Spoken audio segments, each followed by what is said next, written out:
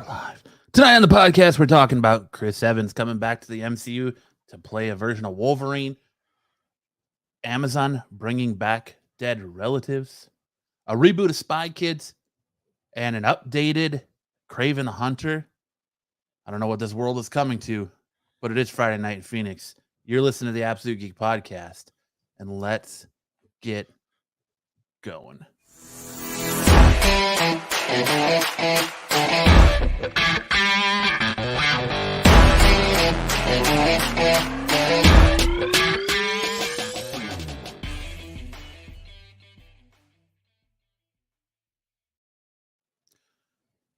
You're listening to the Absolute Geek Podcast, the podcast that talks about everything pop culture when it comes to comics, movies, TV, video games, music, anything and everything that considered pop culture. You can find it right here on the Absolute Geek Podcast. I am Matt.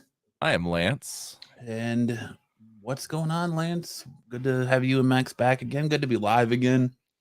Good to be Friday. Good to have Max back. Yeah, Max. Well, you know, unfortunate things happen when you take a massive load to the face from someone's love sausage like Max did. So what are you going to do? Those podcast orgies that you guys go to, they can get kind of wild. I'm not as freaky deaky as you guys are, but everybody was like, oh man, The Boys, that episode was like crazy. I was like, dude, that's my Friday night. Right here on live on YouTube. No, that was your Thursday night. And now your Friday night. Oh man. That's your every time you and Max get together for a barbecue. Right. You mean just your Friday night. We barbecue our dicks. Yeah. On each other's asses. Dude, I'm not as good at that shit. Like Max is like, oh yeah. And every time I say something like that, it sounds really dumb. You partake in each other's proverbial love sausages. We're roasting sausage. No, dude, things are good. I mean, everybody's broke, it seems like. Welcome. This fucking shit costs way too much, and then the whole freaking country exploded today, it seems like. Yeah. So Max did lose the Merkin, man. It is a lost cause. It blew away like dust in the wind. All we are is dust. That's what I heard. I heard he just took such a massive load that he couldn't handle it anymore. The Herogasm will do that to you, though. Yeah. He was getting a blumpkin. Oof. That's rough. I don't know who I feel more sorry for. Him getting the blumpkin or the person giving the blumpkin. Because oh man. What was I gonna say? I don't remember what I was gonna say. No shit, dude. I just need more money, bro. That's about the sentiment of like 95% of the world. We need more money. It's crazy, and I make good money, but good money. Yeah, I pay you. A couple years ago was great money. Now it's paycheck to paycheck money. Shit just costs too much. I just went to Walmart. My kids wanted chicken tenders, and I didn't want to go to like a fast food restaurant, so I just went to Walmart and bought it from the deli, and I bought like 16 pieces or something like that, and so a couple other things. All I bought was chicken, deodorant, and like a couple other things. I walked out spending $100 with like 3 bags of things. Jesus. Yeah, bro. Listen, on chicken. People come here on Friday nights to have a good time and escape their problems. We don't need to hear your first world problems. We want to hear your real life problems. We all got problems. Yeah, Sticks. Right? If you're interested in a job, man, Max's jaw is getting pretty tired, so we need somebody to pick up that. Jesus Christ. And he says, "Oh, I don't know about. I'm not going to make those dick jokes."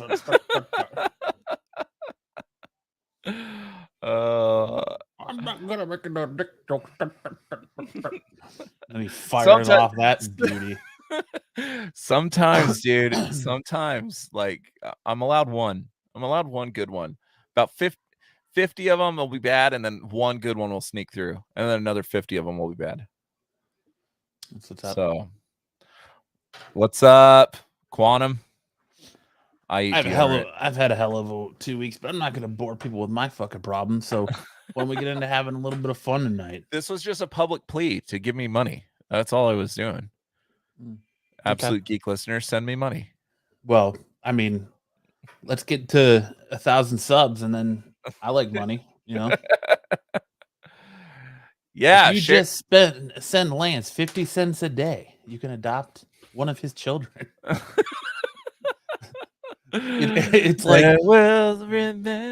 it's like when you send out one of those invites or you adopt one of those children from like a third world country. You don't actually get the child; they'll just send you a picture of drawings, little crayon drawings and all that for your monthly donation. What's that? How's that Sarah McLachlan song go? I will remember you. What is it? It's sad music playing in the background. Yeah. With like a dog with like a fly that's the worst over his eyeball. The fucking dogs, man. Yeah. Also, man. I shut my camera off to grab something. We got a couple giveaways getting ready to go live. Giveaways? I want free shit. I know, right? You want money, you want free shit. Stumbling Jedi, who is a good friend of the show, has been gracious enough to offer up a giveaway. I'm letting him choose how we give it away. But once we hit 500 subs, Something's Killing the Children #1, I think it's the comic book retailer day variant, 9.8 CGC is on the line to be given away once we hit 500 subs. So share the podcast. Yeah, so like, friends, subscribe, share if you haven't already done that. Push it out there and get yourself a chance to win a 9.8 Something is Killing the Children. #1. Do we want to put the caveat that you have to live in the United States? No. Fucking Max, dude. I felt so bad for the minute I saw that. I was like, oh, dude.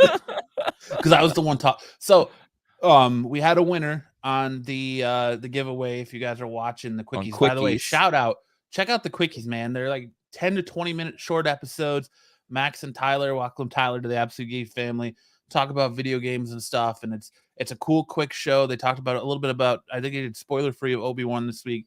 They talked about Final Fantasy VII. They did some good stuff. The first 2 episodes of quickies, killing it. So check those out. Also, if we hit 500 subs, well, actually, I'm going to do, if we hit 400 subs, we're close to 400 subs. 400 subs, you get a chance to get such an awesome t-shirt, bunny mask t-shirt from Aftershock Comics. Shout out to Aftershock Comics for that. You can only get this, read buy them in stores. Dangerously. Oh, that's awesome. You can't buy them in stores. So if your comic shop is lucky enough to get a couple, they're going to be giving them out or selling them, but you can win one right here. 400 subs. All you got to do is, once we have 400 subs, just make sure you're liking, commenting, just being part of the chat. The best chat on YouTube, man, is right here every Friday night. The best. I'll fight anybody who, well, I won't fight anybody, but I'll fight anybody. Put them in the fisticuffs. Let's go. That disagrees. No, the guys over at Run-A-Vision have a good chat, and I enjoy being on their show set on Wednesdays. But otherwise, between those two shows, between those two shows, best chats around. Well, we share a lot of the same audience. Like, I see Patrick over there. I've seen Stick Boys over there. I've seen, he's not in here, but I'm sure he will be any minute now. Zaggy.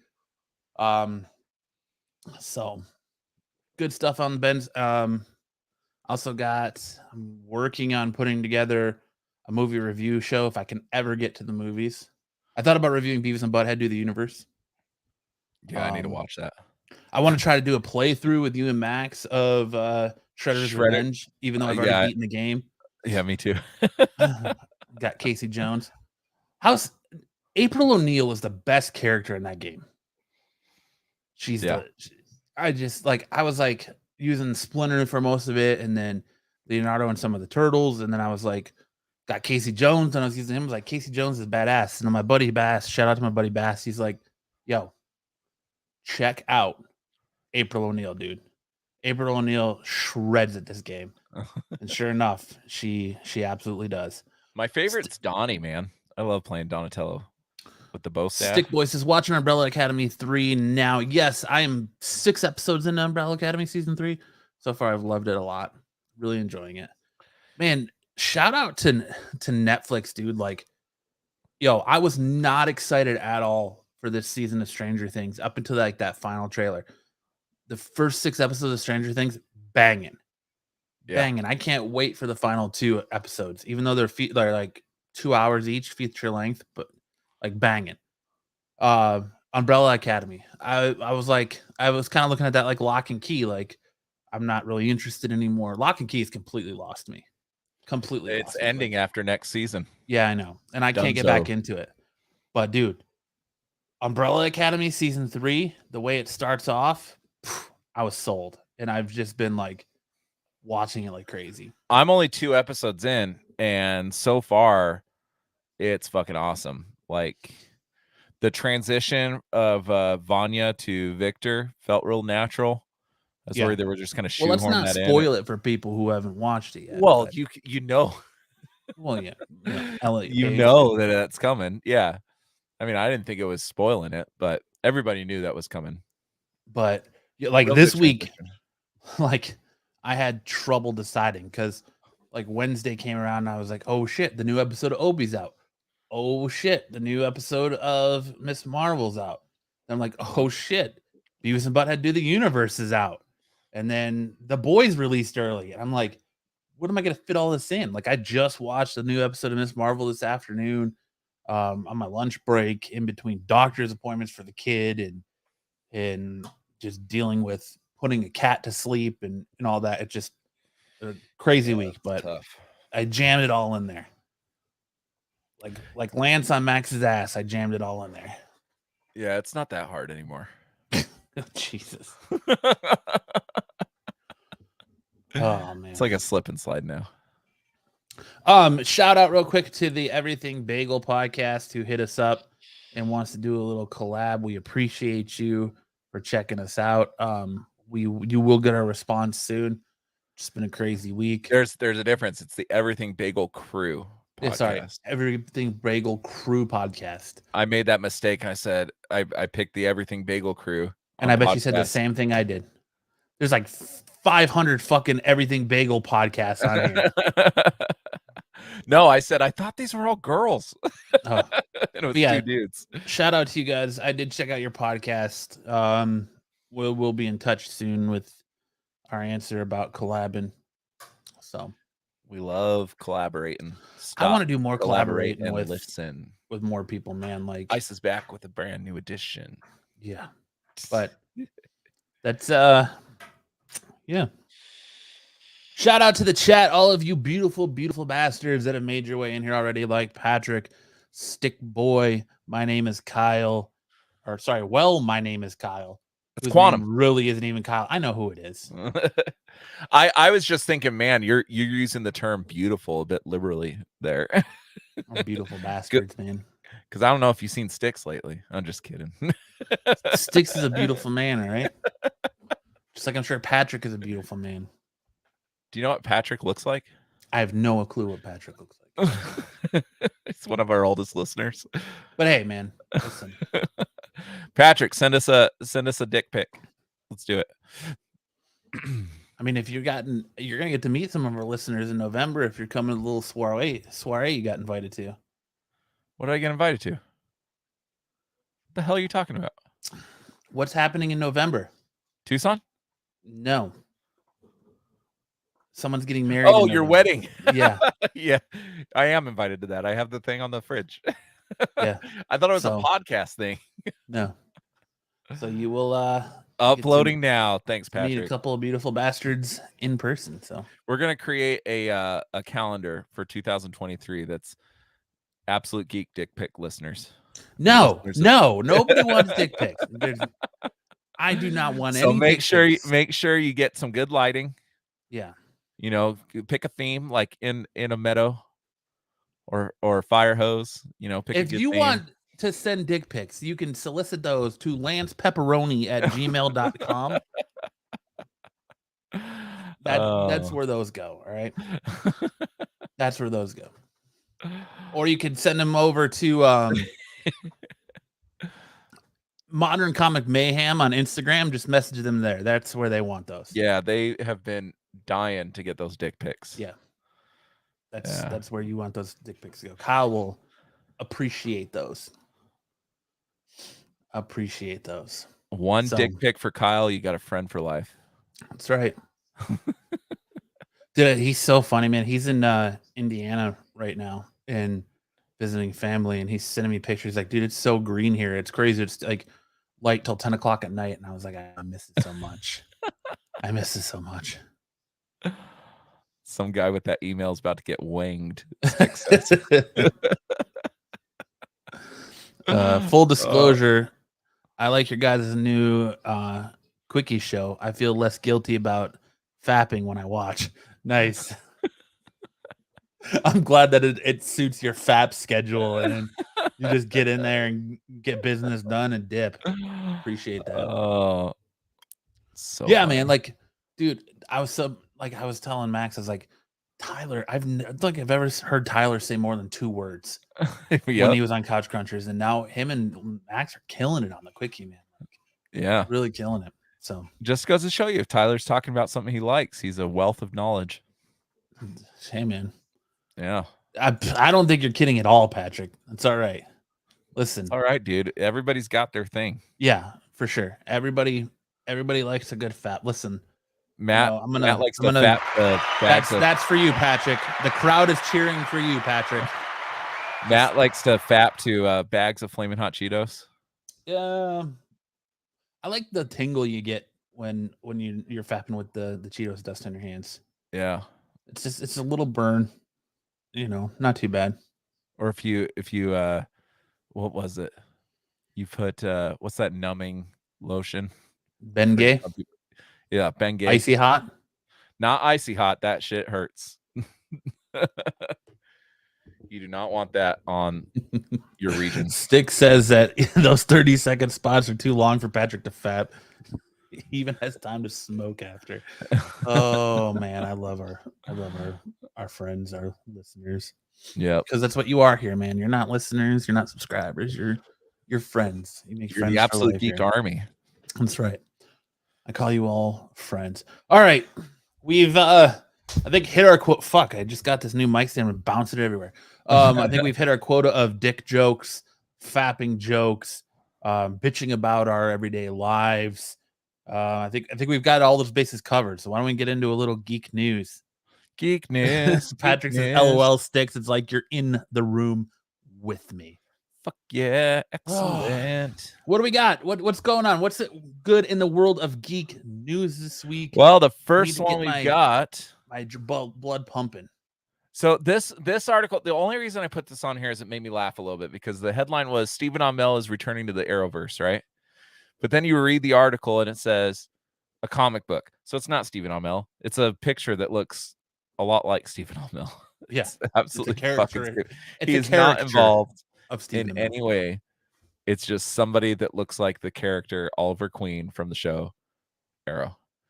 But yeah, supposedly this comic book is supposed to set up the next season of Flash, which is the season of Flash, which is supposed to be, from what we've heard, to be the last of it. Apparently, which we've been clamoring for that for a couple years though. Apparently it's not going to be its last. What? Yeah. Even though they're shortening it? Yeah. Apparently they're in talks of keeping it going.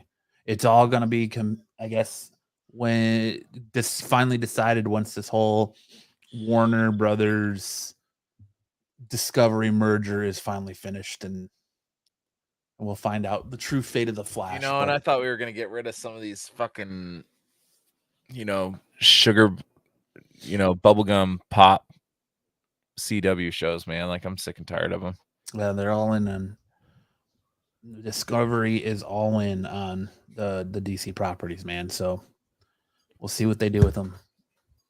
You have like these awesome dudes. So Superman and Lois, my wife and I are all caught up. The season finales next week, and that show's amazing. Doom Patrol's good. Titans is good. Peacemaker has been awesome. And then you got Flash that just seems like watered down. Well, you're comparing apples to oranges here, dude. Because like, yeah, Superman and Lois is good, but it's Stargirl, like Patrick just said, Stargirl's good too. Stargirl's good. But you can't compare the CW shows like The Flash to Peacemaker, Doom Patrol, Oh, I anything know. on HBO Max. Like that's like comparing apples and oranges, honestly. But I'm just saying, like, you could take those ideas that they have on HBO Max, that grittiness, and put that on the CW, just not with the super adult themes, right? The stuff that's not okay for television. The Flash just seems watered down, and I don't know, man. Yeah, I agree with Patrick. Patrick says, I love the Flash, same as Arrow. And Flash's case season 1 through 4 is solid. All downhill after that. Yep. Flash has become so bad it's laughable. I stopped laughing. I stopped watching all those CW shows after the Crisis on Infinite Earths crossover. And I stopped watching well before that. I watched that crossover, but I hadn't watched probably 2 seasons before that. You know, and I love the Flash, but just the way they did Godspeed, their trope of killing all their villains, just how convoluted and ridiculous it got. Like when you you're getting Iris West in a mirror dimension, I'm just like, all right, dude, I'm out later. And that's where I bailed. I haven't watched it since. I don't watch Superman and Lois because I don't really care for Superman. Dude, it's so I such don't a waste good my time. show. I've heard it's good. I watched the first episode. I watched the pilot, but I'm just not a Superman fan. So I just like, to me, Superman ranks right up there with like the Hulk and stuff. They're just so overpowered You and know what's ridiculous. And you know what's funny? Like, there's a kind of funny thing going around about how I'm saying everything is my favorite or whatever. But something can be said for my wife that does not like comic book properties whatsoever, and she loves that show. There's something to be said about that. Yeah, Erin's the same way. She doesn't read comics, but she likes going to the Marvel movies and she'll watch whatever superhero show I'm watching. But she just doesn't. She's not into it. No. But that's a bad sign if I'm already yawning. Shit. Well, I mean, Stephen Amell, all that is to catch headlines. Stephen Amell's come back and comics. No, we're just doing a caricature of him in our book. So whatever. All right, what's next? Mantis. So says everything should be. Patrick says everything should be a Peacemaker spinoff. Problem solved. I agree.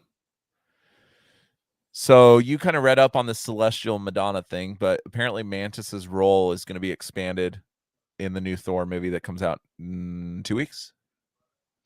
Yeah, 2 weeks. And she's going to become the Celestial Madonna, which is what you were saying was like the perfect form. It's like the perfect human.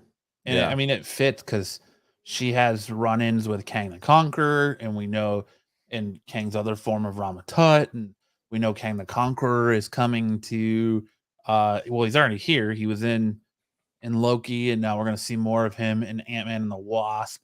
I really think that, I know Kevin Feige came out, I think we were going to talk about it later, but I'm not sure, and said that we're going to know the next big event by the end of the summer. And I think Kang is going to be that next big event. Yeah, I think so. So I'm hoping though that Doctor Doom is going to be part of that. Was it? See, I was thinking about that today. Was it you who was telling me that you think the guy who plays Gus Fring would be the best Doctor Doom? I think we were talking about that. I think once you watch the final say he would be the best, but like, or he would be a good Doctor Doom. Yeah, I think he would be a good choice.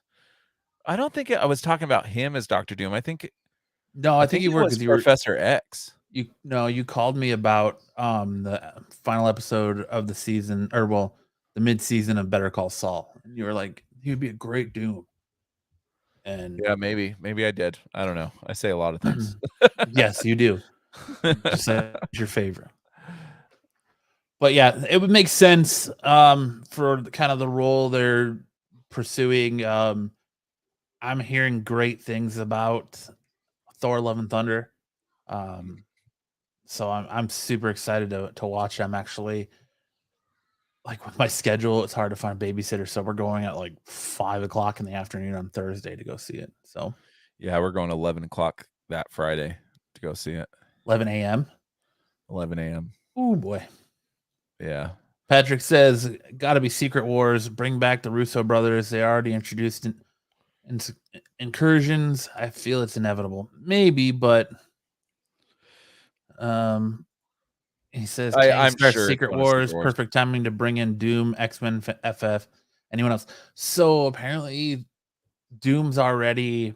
I don't want to say confirmed, but there is a Doom Easter egg in Doctor Strange: The Multiverse of Madness. Yep. They have the director, I think it was, or the writer or something like that, confirmed that Easter egg exists and they did it on purpose. So I have a feeling Doom is coming. And Doom is probably going to be in the Fantastic Four movie. So who knows? I would assume so, especially because isn't Kang a descendant of Reed Richards? He's like, I believe he's like his father. That whole thing is so convoluted, but yeah, it's like, yeah, but they're related in some way. Yeah. So I'm sure it's going to happen. It has to happen. You can't have a Fantastic Four movie without Doctor Doom. Like, he has to be the first villain, I would think. Patrick says, "Yeah, I saw that today. Reed uses Doom's teleport tech." There you go. Yep. Nate Richards. Yep. Nathaniel Richards. All right. So next we've got Ezra Miller. More Ezra Miller. Apparently, he's propositioning children to drink his blood. He's housing a mother and her 3 children. I guess the ex-husband, the kid's father, is trying to get them out of there, but exposing them to drugs. And apparently there was a picture of some assault rifles like laying on a big bed of stuffed animals or something like that. One of these kids, but dude, this guy's just got to go. And finally it's coming out that Warner Brothers is going to move on from him after the Flash of how the success of the movie. But dude, yeah, child endangerment, child grooming, mocking the government basically, or the cops, saying you're never going to find me. I'm in a different space and time. Like he actually thinks he's the Flash. Then deleting his social media. Yeah, the dude's a fucking cancer, man. He really is. And it's a shame too, because he's very charismatic and he could have had a massive career. But I don't know if it's the fame. I don't know if it's drugs. I don't know if it's gotta be mental drugs, illness. It's just, what are you gonna do, man? But I love the sweet mullet and the eye black or eye white he's got in this photo. Yeah, I thought that you would enjoy this picture. That is a sweet, sweet, sweet redneck waterfall. That's hilarious. That's the kind of fucking redneck waterfall a hockey player would be proud of. It looks like it's like permed in the top, and he's literally all party. It reminds me a lot of, like, this picture in general reminds me a lot of like Jim Morrison. Yes, it does. Yeah. So, but useless piece of shit. I think that's the only way to describe Ezra Miller. But Morrison never quite had that sweet of a mullet. No, his was just long hair, but yeah. All right, next. I'll let you talk about this one because this Amazon has revealed an experimental Alexa feature that allows AI assistant to mimic the voice of users' dead relatives. So they had this like Apple type event, Amazon did, and they have the guy up on stage and he's talking about new features coming to the Alexa and how AI is exploding and AI is even bigger, bigger than ever as a part of our lives, and yada yada yada. So they're developing this tech for the Alexa that will talk to you in the voice of a dead relative. And apparently, from my understanding from it, is it lists, you play it or you download into it a short clip, and then it tunes itself to perfectly match the pitch and all that on that voice. So and in the little demonstration, he plays a video of this little kid saying, Alexa, I want grandma to finish reading me The Wizard of Oz. And it starts reading The Wizard of Oz in his grandma's voice. It's fucked up. Enraging schizophrenics everywhere. My Alexa went off right now. But yeah, like, could you imagine if you're just like a paranoid schizophrenic and you hear somebody's voice that's supposed to be have been dead for like 10 years? Well, yeah, but I mean, if you're a paranoid schizophrenic, what are you doing with an Alexa? Period. But I can see the benefits of this, dude, because like my biggest fear is like the day my dad dies. Yeah, and it would be like I've always said, I want to have a sit down conversation, record a sit down podcast with my dad, and just talk to him. So it's something I have forever, and it would be cool. Like I could see the benefits of that. Like people are struggling with loss or death, or just to be able to like hear that person's voice one more time, hear them read something one more time. Like in the case like Aaron, her be able to just like have Taylor read to her one more time, or anything like that. I can see the good in that, but then it's also a little creepy because where do there's a process that happens with death. You grieve and you kind of slowly, you don't ever heal, but you slowly learn to just deal with it, live with the pain.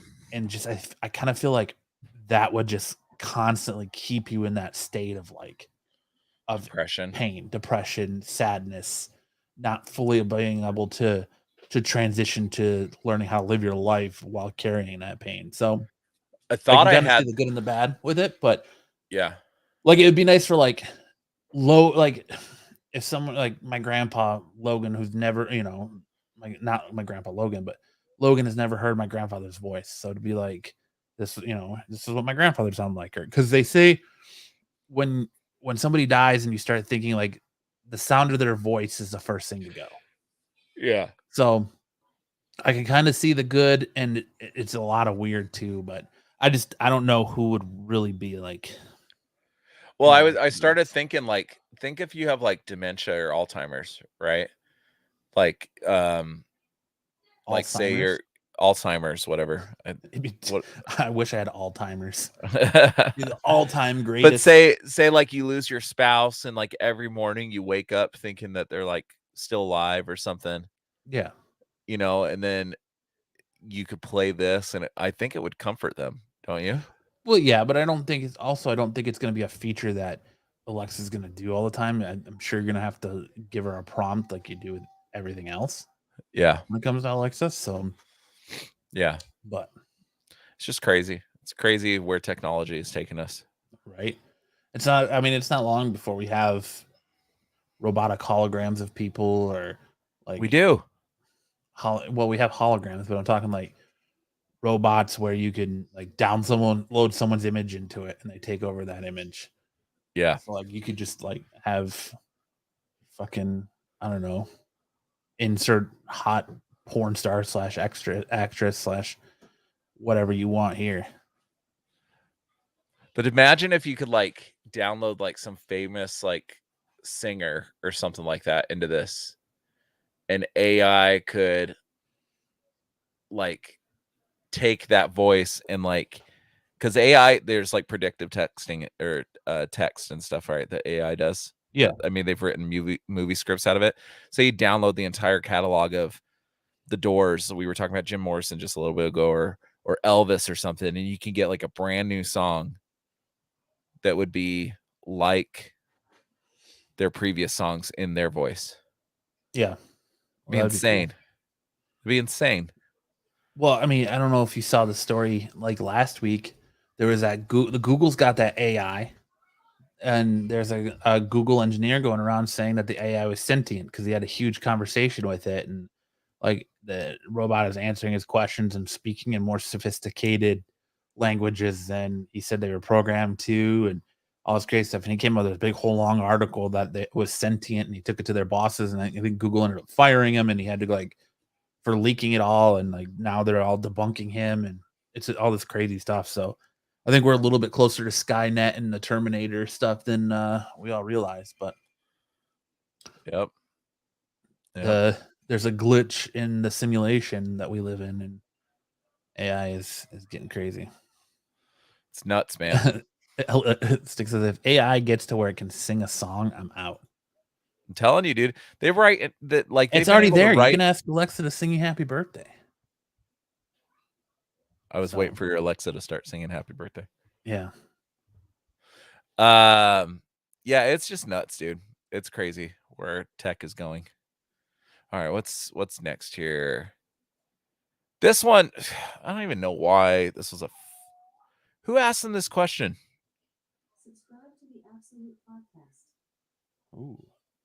No, I don't know. Like, I think it stems from the whole like conversation that Chris Evans had in an interview for his movie that he's got coming out, where they would ask him what it would take for him to come back to Captain America and come back as Captain America, and he said you got a better chance of him coming back as a version of Johnny Storm, the Human Torch, than you do Captain America, and then it would have to be just like basically paraphrasing an absolute banger of a script for him to do it.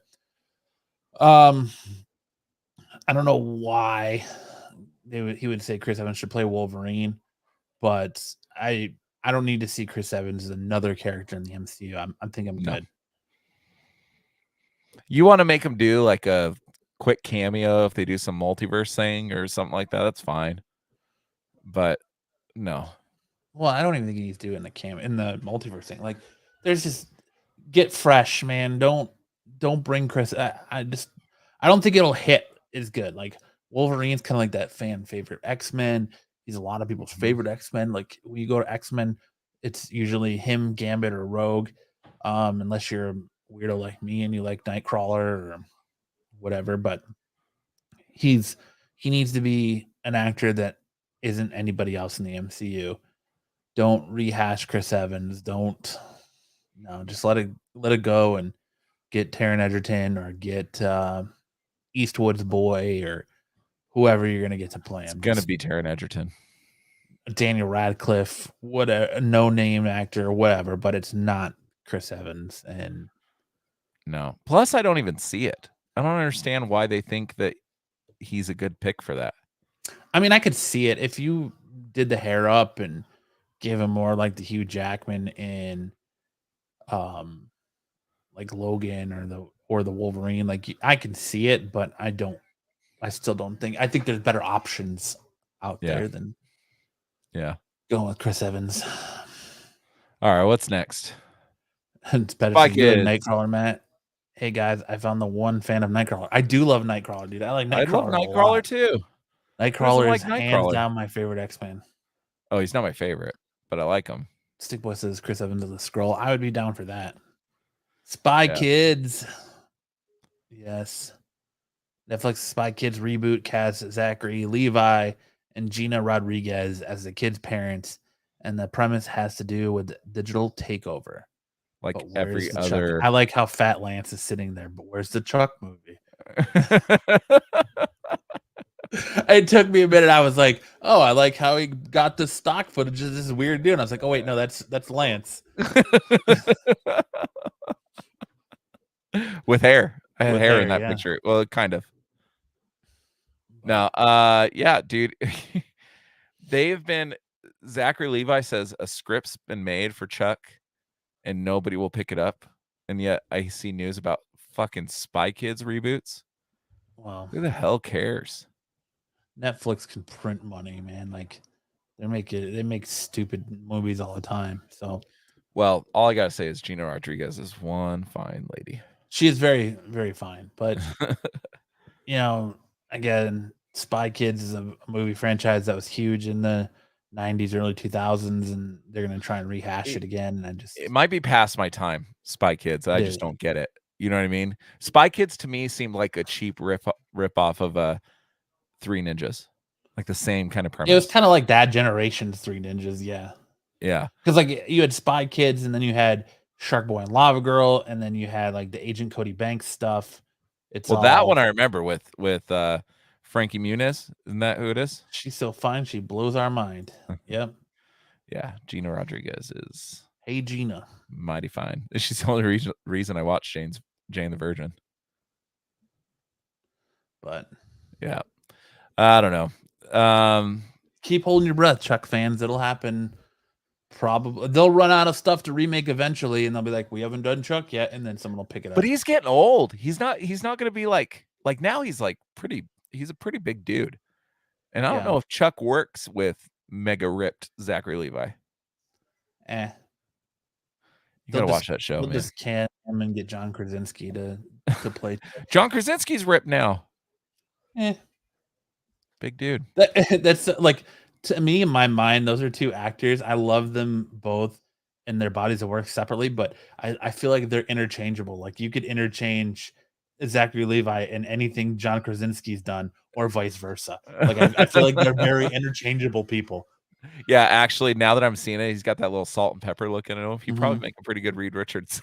Dude, like if they would have done that episode of The Office where I can't think of the dude's name that's in Young Rock and he's in WandaVision. I don't remember. I can't think of the actor's name, but the episode of The Office where he pretends something to be Peck or something. The episode of The Office where he pretends to be Jim to freak out Dwight. Like I feel like they're very Randall interchangeable. Park. Yes, there it is, Randall Park. They're very interchangeable. Like that would have been a good episode if you could have got Zachary Levi to play Jim there instead of him. But dude, you know what? I just got pissed off all over again because I looked up WandaVision to see what that actor's name was, Randall Park, and it has Evan Peters here, and right under it says Ralph Boner. He was Ralph Boner for like 20 seconds in that show, but that's his name. Paid off. Yeah. Whatever. Still not gotten paid. I thought for sure that there would have been some payoff for that in WandaVision, but nope. Yep. Ralph All right. Boner. Deadpool 3 news. Apparently, it's going to have a fish out of water plot. So I was confused by this. They hired the people that did writers from Bob's Burgers, right? Mm-hmm. The two women. But now the original writers for 1 and 2 are coming back. So are they taking their script and like redoing it, or I don't know what they're doing. Because I think that Deadpool 2, while it was funny, wasn't that great. I think we can all agree to that. Right? Yeah, Matt? it wasn't as good as the first one. No. Even though there's some stuff that's pretty awesome in that, but the writing just wasn't that great. No, because I actually kind of think the storyline with Cable trying to kill the kid and that whole thing was very like a very down point of the movie. Like I liked his interactions with everyone else and the like joke X-Force that he puts together, but it's not no, Deadpool 1's awesome. But yeah, I don't know. I was kind of hoping for a fresh perspective on the character. But we'll see. We'll see how it goes. But essentially, it's going to be the premise of the story, fish out of water plot. What they were talking about is him just kind of being dropped in the middle of MCU. And that's going to be like the main story is now he's in the MCU. Seems like what the movie's going to be. Yeah. And kind of, they said that there's going to nothing is off limits. So they've got a lot of material to work with as far as like making jokes about events in the MCU, things that have happened in the MCU. And I think that's the way they should go with it. Like, you have the Vulture moved into the Morbius universe. We'll just call it that for now until Venom shows up in it or whatever. We'll call it the Morbius universe. So you have the Vulture show up in Morbius universe, and he's just there unexplained. Why not have Deadpool do the same thing? He just shows up. Yep. How funny would it be if like the X-Men or even the Avengers or something are out on a mission and Deadpool just shows up? He just rolls up on a Vespa or something, like in a chimichanga truck.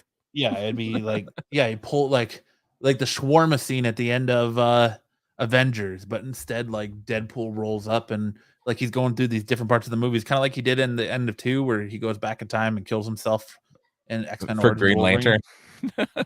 Lantern. X-Men Origins Wolverine, where he shoots himself in the head.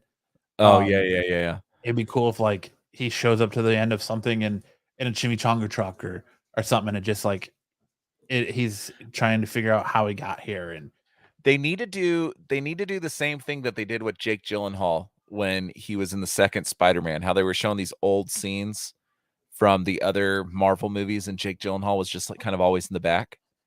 Do that, like show the shawarma scene, and he's like sitting at another booth. yeah, You know, that'd be funny. like he's recounting his like life to somebody. He should be recounting his life to Fred Savage, even though that guy's like canceled now. But yeah, recounting his life to Fred Savage, be like, oh yeah, and then there was these crazy aliens, and I was just sitting there minding my own business, eating shawarma, and this whole group of superheroes walked in. You know, put him like, you know, sitting on a park bench watching the whole battle of at No Way Home happen with the 3 Spider-Man and all that stuff. You know, just play all these different scenes, and he's just kind of somewhere in the background. Yeah, that'd be cool. But I think that's the best way to handle the Deadpool thing is just drop him in the middle of some event and let him go to town. What is America? So Styx was asking a question: is America Chavez a magical being, mutant, or alien? To me, it seems like she's a mutant. No, she's not a mutant. She's just an intergalactic. She's an interdimensional being, and she's the only one of her kind. So that's kind of the way they explain it in the MCU, anyway. She's not. I'm trying to think. Is she's anybody not a mutant? She's not a. She's is an intergalactic being, or is anybody that we've interdimensional. had in the Marvel universe like just born with powers, except Thor? I mean, all mutants are born with powers. No, but nobody like, is America Chavez the first one that we've had in the MCU that just has powers? Like nothing happened to her. Nothing. Doctor Strange had to study to become the sorcerer. Hulk had the radiation. Iron Man made a suit. Captain America had the procedure. Thor, of course, but he's a god. Bucky had procedure. We haven't had. America Chavez is the first character in the MCU that just has powers. Yeah. Well, at least as far as we know, like we don't really know. There's not really much known about her. I mean, I know she's looking for her mother's, from like Stick said, and from a different time or dimension, but that doesn't. I mean, that doesn't really mean that she might be the only person, because she says universe she goes to, there isn't another one of her, so she's the only one of her kind. She doesn't dream. So that's what I'm trying to figure out. Like she could be, like if they wanted to, she could be the first mutant if they wanted to make that part of her story. I mean, everybody else is like an alien or something like that. There's nobody that just has powers to have powers. That's a human being. I don't know. I just came to that realization. She's the first one. Wanda, it's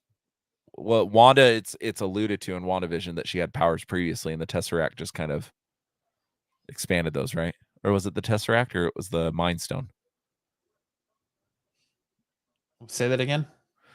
Scarlet Witch, she gets her power, like in WandaVision, it's alluded that she had powers before she came in contact with the stone. They just opened her powers. Yeah. Was that the Mind Stone? I believe so. Yes. It wasn't the Tesseract. It was the one in the staff, right? Yeah. Yeah. So it's the Mind Stone. But nobody else just has powers to have powers. Ant-Man has a special suit. Yeah, I can't think of anyone. I don't know. All right, what's next?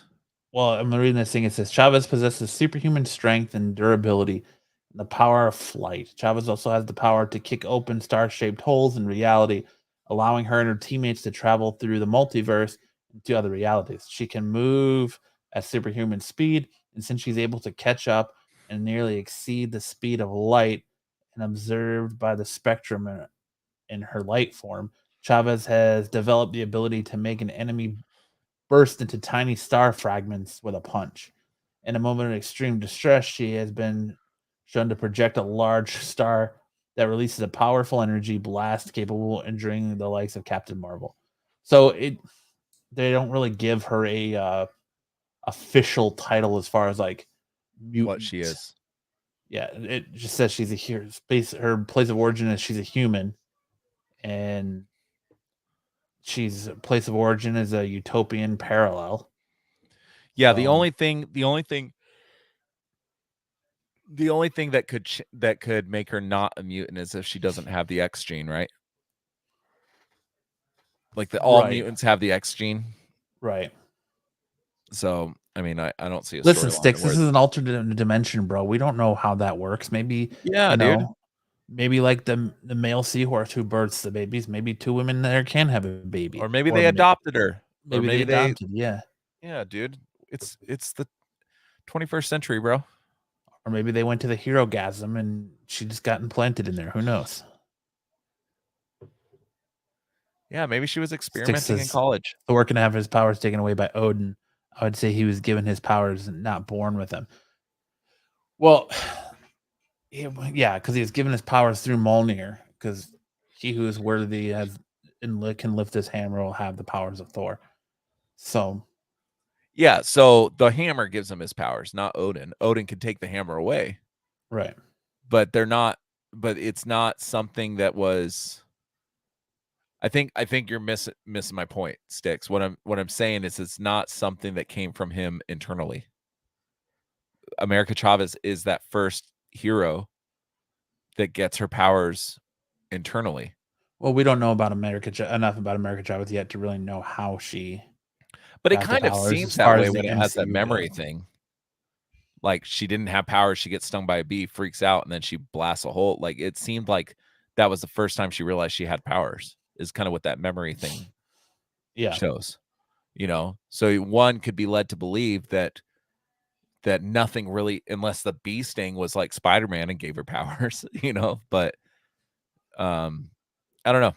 I just thought that was interesting. But except for Jurassic Park, 2 females can't birth a baby.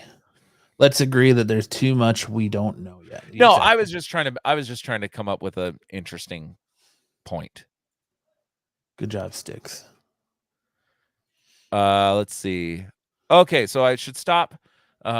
This episode of the Absolute Geek Podcast is brought to you by PETA. No animals were harmed in the creation of this podcast. So apparently, according to Aaron Taylor Johnson, is the new Kraven the Hunter movie. He is actually a protector of animals. Dude, it's so fucking stupid. Sony's finger is so far off the pulse. Like, here's the pulse. Their finger is like shoved up their ass. Yes. One of the best Spider-Man villains. You can make cases that he might be considered an anti-hero, whatever. But one of the best Spider-Man villains, most unique, and you're gonna turn him into a fucking vegetable eating hippie. Like, it's just crazy, man. Like this movie. Kraven's whole thing is like the thrill of the hunt. That's what he lives for, is the next big hunt. He doesn't protect animals. He's not going to sit there and butt fuck a giraffe or, anything like that. And that's like, not that PETA does that, but that's what it makes it sound like Kraven the Hunter's going to do, is he's going to be this like fucking just animal loving hippie, man. Like it just like kind of guy who eats kale and like takes shots of wheatgrass and it just goes to Grateful Dead concerts. Yeah. Boom. Rhino butt stuff. Dude, yeah. Thanks, Zaggy, coming in hot. I haven't had a lot of faith in this since they announced him as the cast, as Kraven. Says Kraven loves animals. Yes, no question. He loves them for hunting. Exactly. Yeah. I can't imagine Kraven the Hunter, like part of his outfit is those animal skins, right? I can't imagine like Kraven the Hunter like has like his home not being just adorned with mantles, or is that what they call them? You know what I mean? Like that's just like trophies. Yeah. Like that is the character. They're completely. Why don't you just make a movie about some dude that loves animals and kills people that, which is also just fucking stupid. If he's killing people, but yet he's protecting the animals, I just don't fucking get it, dude. I don't get it. Sony just needs to, their movie studio just needs to get bought out by Apple or Amazon or whoever the hell wants to do it so this Spider-Man property can go back to Disney and done correctly. We have not had a single proper Spider-Man adaptation except for the cartoon, which even then took some of its own liberties that Disney has not been involved in some way. They need to realize, look, Morbius was a failure. Morbius was such a failure that it turned into a meme called Morbid Time. They brought it back to theaters thinking that because it was a meme, people would go see it. Now, nobody went to see it. It's killing on Vudu though. And now they're trying to do it. Someone started a petition to bring it back to the theater the third time. And in the petition, it says we wanted to come back to the theater one more time because we were all busy the last time it came to theaters. Like, it's now a joke trying to get this movie into theaters. And I think it's big on Vudu because, people can watch it in their homes to see how bad it is. They don't have to go pay the inflated prices at a movie theater to see it. They failed with Venom. They failed with Morbius. They're gonna fail with Madam Web. They're gonna fail with this. Like, it's just. Well, now I may go see Madam dude. Web because of Sydney Sweeney. Oh my gosh! 2 million people signed it. LOL. It's Yeah, just they just need to a, go to wherever they came from and just die, dude. Like, Sony just needs to go away. Stick to making video games and television sets. Leave the movies to the big boys. They're stupid though, because you literally have 2 Spider-Men sitting in the wings. You could do anything with. Yeah, it might be hard to get Tobey Maguire to come back or Andrew Garfield to come back after the way they were treated the first time, but they already did. They've come back. They came back to be part of Spider-Man No Way Home. There's 3 of the most recognizable characters in comic book history: Batman, Superman, Spider-Man. They have one of the 3 most recognizable characters in comic book history in Spider-Man, and they fuck it up repeatedly. Like, it just doesn't make sense to me. You have the most bankable property that you could ever have, and you're choosing to just bastardize it. Well, this movie was failed from the start when they cast Aaron Taylor Johnson to play Kraven the Hunter, but you had Kraven the Hunter standing in the rifts in the sky that shows you that he has some sort of beef with Peter Parker. Yep. And so why not go there? Why not have him hunting Spider-Man, Andrew Garfield Spider-Man? You don't even have to have Andrew Garfield Spider-Man be in the movie that much. Just a couple scenes. You could have him doing that. You know, and he'll do it. Andrew Garfield will do it. So many different options they could do. They could fix. Well, they can't really fix Venom because it's too far gone now because they've already made 2. Well, it looks like a 3rd one, but it looks like that Venom could be fixed in the form of another iteration with the MCU based on the end credit scene. So at least there's I'm that. Just saying, like, you've got Andrew Garfield sitting there, you've got Tobey Maguire sitting there. Use them to your advantage. Use them to make a proper Spider-Man universe. You want to do that? Awesome. Do it right. Do it with the people you got sitting there. Quit trying to turn these classic villains into anti-heroes and painting yourself in a fucking corner that when you decide, well, we're gonna have this face-off that everybody's asking for. Dude, I'm telling you, if you put Kraven up against Spider-Man and you do a Kraven's Last Hunt storyline with Andrew Garfield, that's gonna sell. People are gonna come see your movie. Yep. This shit, and you have the star of this movie coming out and be like, oh, well, he's an animal lover and something happens to, and he's gonna protect all the animals. It's horseshit. Every Spider-Man fan, whether they're comic book readers or just know enough to be dangerous, is telling you, is already saying that's horseshit. People are gonna go see it just to see how bad it is, and it's gonna get roasted online like every other movie, Spider-Man movie Sony's put out.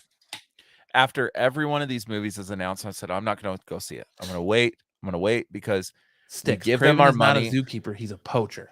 Exactly. He needs to be the villain. of the story. But every time they announce one of these movies, I tell myself I'm not going to go see it. They don't need my money because they get this money and they think it's a success because Venom killed it as far as box office is concerned. But they're not good movies. And yet we still go to watch them. It's absolutely stupid. I don't know. I'm sorry. I'm getting a little heated over this. It just pisses me the fuck It's just off. for the love of the character, man. And I love Kraven the Hunter. Like I said, Kraven's Last Hunt. There's so many good Spider-Man storylines with Kraven the Hunter involved that they could do them right. And they have 2 other Spider-Men. We already know the Spider-Verse exists. We know that there's multiple universes. The multiverse exists. Use these characters now. Get Andrew Garfield for all you can while at the height of his popularity, where people want to see him be Spider-Man. They want to see him get a 3rd shot at it. People are calling for him to be in the movies again. Get him strike while the iron's hot. And yeah, Andrew Garfield is awesome. I mean, I would totally be down for another Spider-Man movie. Amazing Spider-Man 3, hell yeah. Kraven Let's do versus it. Pet Detective. Yeah, I don't know, man. Let's go to the next slide because I'm just gonna start throwing shit. It's just so bad, but I just already fuck this movie and its stupid ass. Yep. I don't know. And I bet you they start this movie too, like they do Jamie Foxx in Amazing Spider-Man 2. I bet you he's gonna start like just as like dirty hippie, and something's gonna happen to where he like I bet you he befriends a lion or something, and that lion gets killed by a poacher, and so he like wears the skin of his fallen friend to strike vengeance in the name of all the animals. Like, I don't know, but it's just fucking stupid. Yep. Anyways, what do you got to say about this, Kevin Feige? Well, that we're gonna get the future of the MCU this summer. We kind of talked about it, right? Yeah, like I said, Kang the Conqueror makes sense. There's a lot of hype around Secret Wars, our Secret Invasion. That makes sense too.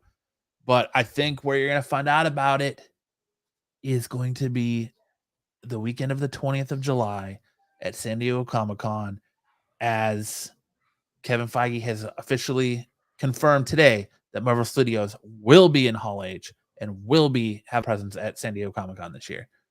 So I think we're going to get big announcements at San Diego Comic-Con and even bigger announcements at D23. Yep. All right. This I'm excited for.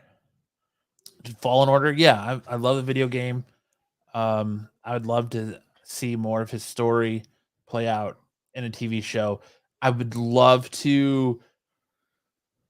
That's my biggest gripe right now with Star Wars, man, is like, I'm not a big, I know just enough about Star Wars to be dangerous. I'm not the biggest fan of Star Wars as Max or Pete or Mark over on Renovision or Stick Boys or Patrick or half the guys in the chat. But I want to see more stuff about characters that aren't part of the Skywalker saga.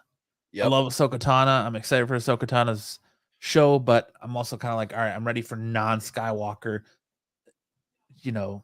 shows. Like we got that with The Mandalorian for the most part. I'm excited to see Cal's story a little bit more. Like I want to see where they take Star Wars away from these characters. Like Andor, I'm kind of like whatever about Andor, but I'd like to see more on Cal's story and kind of them focusing on new characters versus always going back to the legacy well of Obi-Wan and Vader and Anakin and Luke and all that. Yeah, do something new. Stick says make Kraven a horror movie where he hunts a hero that we don't see until the end, and it's Peter Parker Spider-Man in the black costume, and after credit scene is Peter's hand coming out of the grave. Boom. Sticks just wrote you a fucking movie right there, dude. Right there. That movie would sell. I would see that movie in a heartbeat, man. That's it. Like Dunzo. Let's go. Like they talk about, Tom McFarlane's talking about making the Spawn movie with Jamie Foxx as Spawn, but you never see Spawn in the entire movie. There you go. Right there. Kraven the Hunter. He's hunting someone the entire movie. Boom. Sticks fucking killed it. Sticks, for that, my friend, you get a round of applause. Sticks gets a round of applause. Go Sticks. Good job, Sticks. I love it. I love it. I'd be first in line to see that movie. But yeah, Kind of like a Blair Witch type, but not the found footage thing. But yeah, Blair Witch, it's the kids running through the forest from this unseen thing through the whole movie, and you still don't ever see the Blair Witch, or like It Follows. You just see him standing, or It Follows, or those are fucking awesome. Remember when Blair Witch came out? How fucking awesome that movie was. Yeah, I was more into Bear Wench, the porn parody.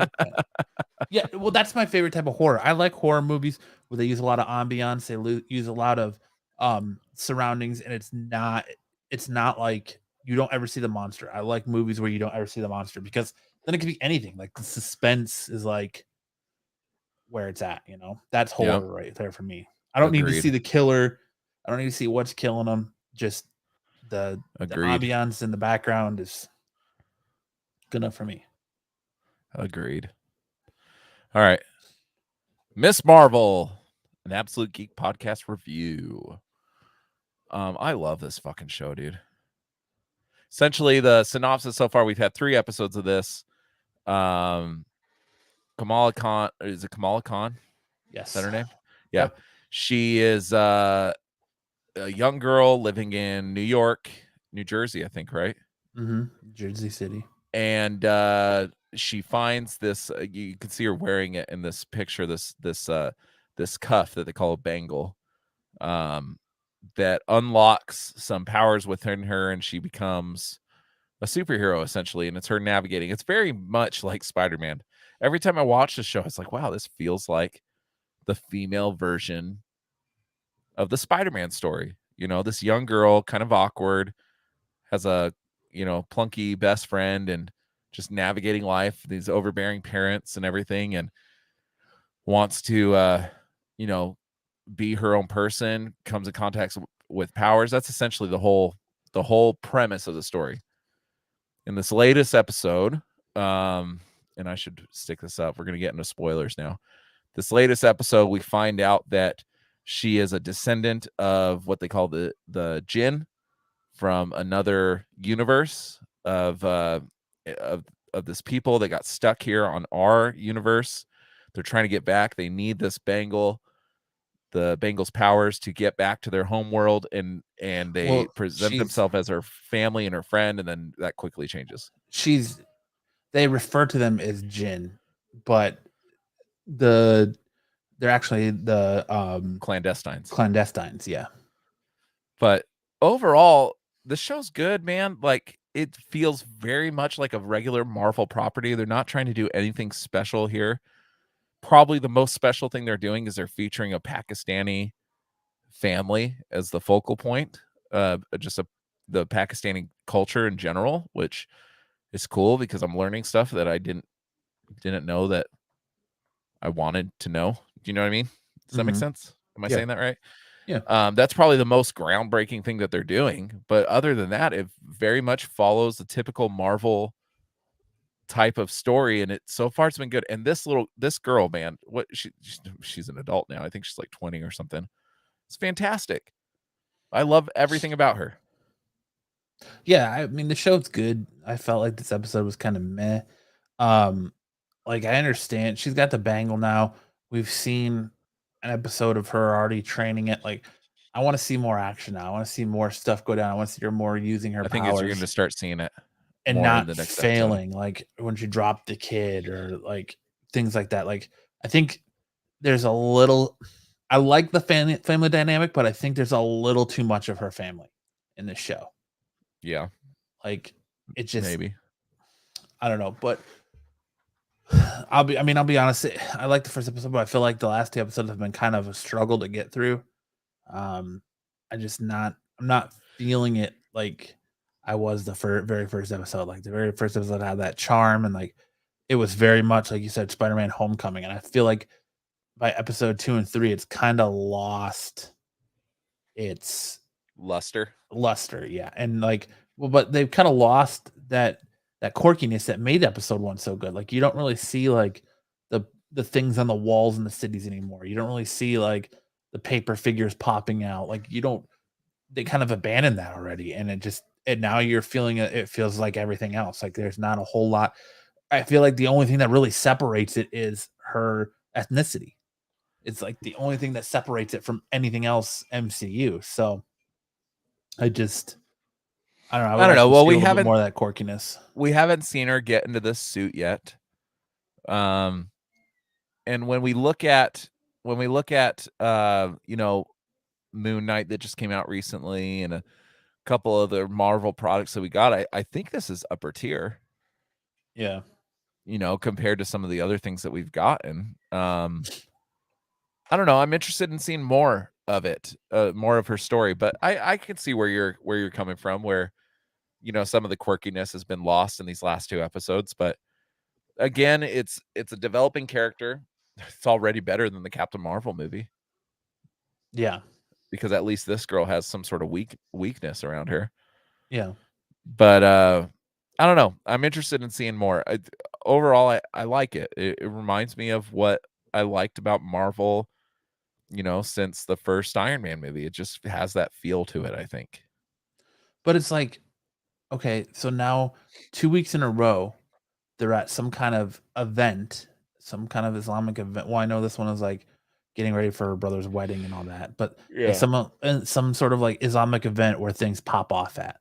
So it's just like, well, you did that in episode 2, so now you're going back to that well in episode 3. So it's like you have to have all these cultural events for her to be able to like use her powers and stuff. Like it's like, all right, so when did she just any other hero, Spider-Man, any other hero is out there doing things, saving people, testing their abilities. And it's like she's not doing that until she's at an event where something happens or she gets jumped. Yeah. You know, she's not out there. She did that, have that little like montage of training with Bruno. By the way, we don't talk about Bruno, but you know, that little montage of training with Bruno. But then like you don't really see her using her power again until like the kid falls off the building, and then she even sucks there. Like I like that she's struggling, and it's not just like she's just mastered him and overpowered right off the rip. I like you kind of see her struggling a little bit, but it's like everyday life, you know, and you only see her using her powers at these events. But here's the thing I will say. You know, just going off of what you said, I feel like we've already seen her use her powers more than we saw Oscar Isaac use his powers. I don't agree with that. Like, are we talking use his powers, or are we talking in the Moon Knight suit? Because we saw him use his powers quite a bit through the Moon Knight series. I just don't think he was in the suit enough. Yeah, it just didn't. That story didn't feel like a Moon Knight story. It felt like a Steven, whatever his name is, story. Yeah, well, it felt like Steven and Mark's excellent jet adventure. sets around the world. Yeah, excellent adventure. Yeah, I don't know. I like it. I want to see more. I'm hoping the next episode has more action in it. But this one we got a little bit more action than we got in the last one, I feel like. But you're right. It's following a trope. Maybe trope's not the right word, but it's following a formula. You know, she's at a big event that her family's in danger at, or somebody's in danger at, and that's when her powers come out. I think it's easy to agree that by what we already know, and this is where leaks come in, that leaks suck. We already know that the premise of the next movie is called The Marvels. So you already know that Miss Marvel's in it. You already know that Monica Rambeau is going to be in it. And now, and of course, Miss Marvel's going to be in it. So you know that either Monica Rambeau shows up at the end of this, or Carol Danvers is going to show up. So you kind of already get that's already spoiled for you. Like you can almost know one of them's going to show up, right? Yeah. So I don't even care that they changed her power set now, and that she uses that. It's like an astral projection of her, stretching. And I think they did that because of bringing in Reed Richards, and they didn't want to have the two power sets. Like people get confused by them being very similar. Yeah. So even though I was explaining this to Max, like Reed Richards stretches, Miss Marvel doesn't. She grows. Like, you know what I mean? No, she stretches too. She can grow, and but it doesn't like like think of a rubber band when you stretch it and it gets thinner and flatter. Yeah. Like it maintains its like Well, when she her has the hand gets Reed Richards has that ability too, to be able to extend his appendages and like make his appendages bigger to bring hammer fists and things like that. But it's I just, guess. I think it's too similar power set, so they changed it up and Fair. made it a little bit more like attached to her culturally, which I'm cool with. But I just like, I don't know. I This like the last two little step episodes, thing that she does. You know, the yeah, little yeah, reminds like me a little bit of like Iceman or something. the first episodes were, I mean, the first episode was a pleasant surprise. It was a nice change of pace. It felt very Spider-Man Homecoming, which I liked. It was different than what we've been getting. It was quirky, and it seems like they've kind of lost that a little bit. So I hope to see them come back to that. Yeah, I hope so too. All right. Well, would you recommend people be watching this? Yeah, I mean, I would definitely recommend like watching it again. It's still not geared towards us. We're not its target audience, but it's still, it's I'm enjoying it. enjoyable enough. Yeah. Yeah. All right. I don't see a reason not to tell people don't watch it, but I just, like I said, I just wanted a little bit more of the quirkiness and that episode 1 gave us. Yeah. I can understand that. All right. New segment. They said what? Okay. So we're gonna have a couple things here about some ridiculous things people have said in the So I think we need to have an intro video here of like different clips that mashed together, people going, what? I'll leave that to you, Mr. Artsy. Mm. But they said what? First one, Taika Waititi. On the Late Show with Stephen Colbert, Taika Waititi says that you get the full Hemsworth in Thor: Love and Thunder. He goes on to say in the movie, it's not pixelated, not showing Thor's bare butt, would be a crime against humanity. And it kind of made me chuckle a little bit, so I wanted to throw this in here. Well, I mean, if you ask Aaron, who just showed up in the chat late, he's the perfect specimen. He is all that is man. So of course they're gonna get women in the seats to That get must them to make you swoon feel great.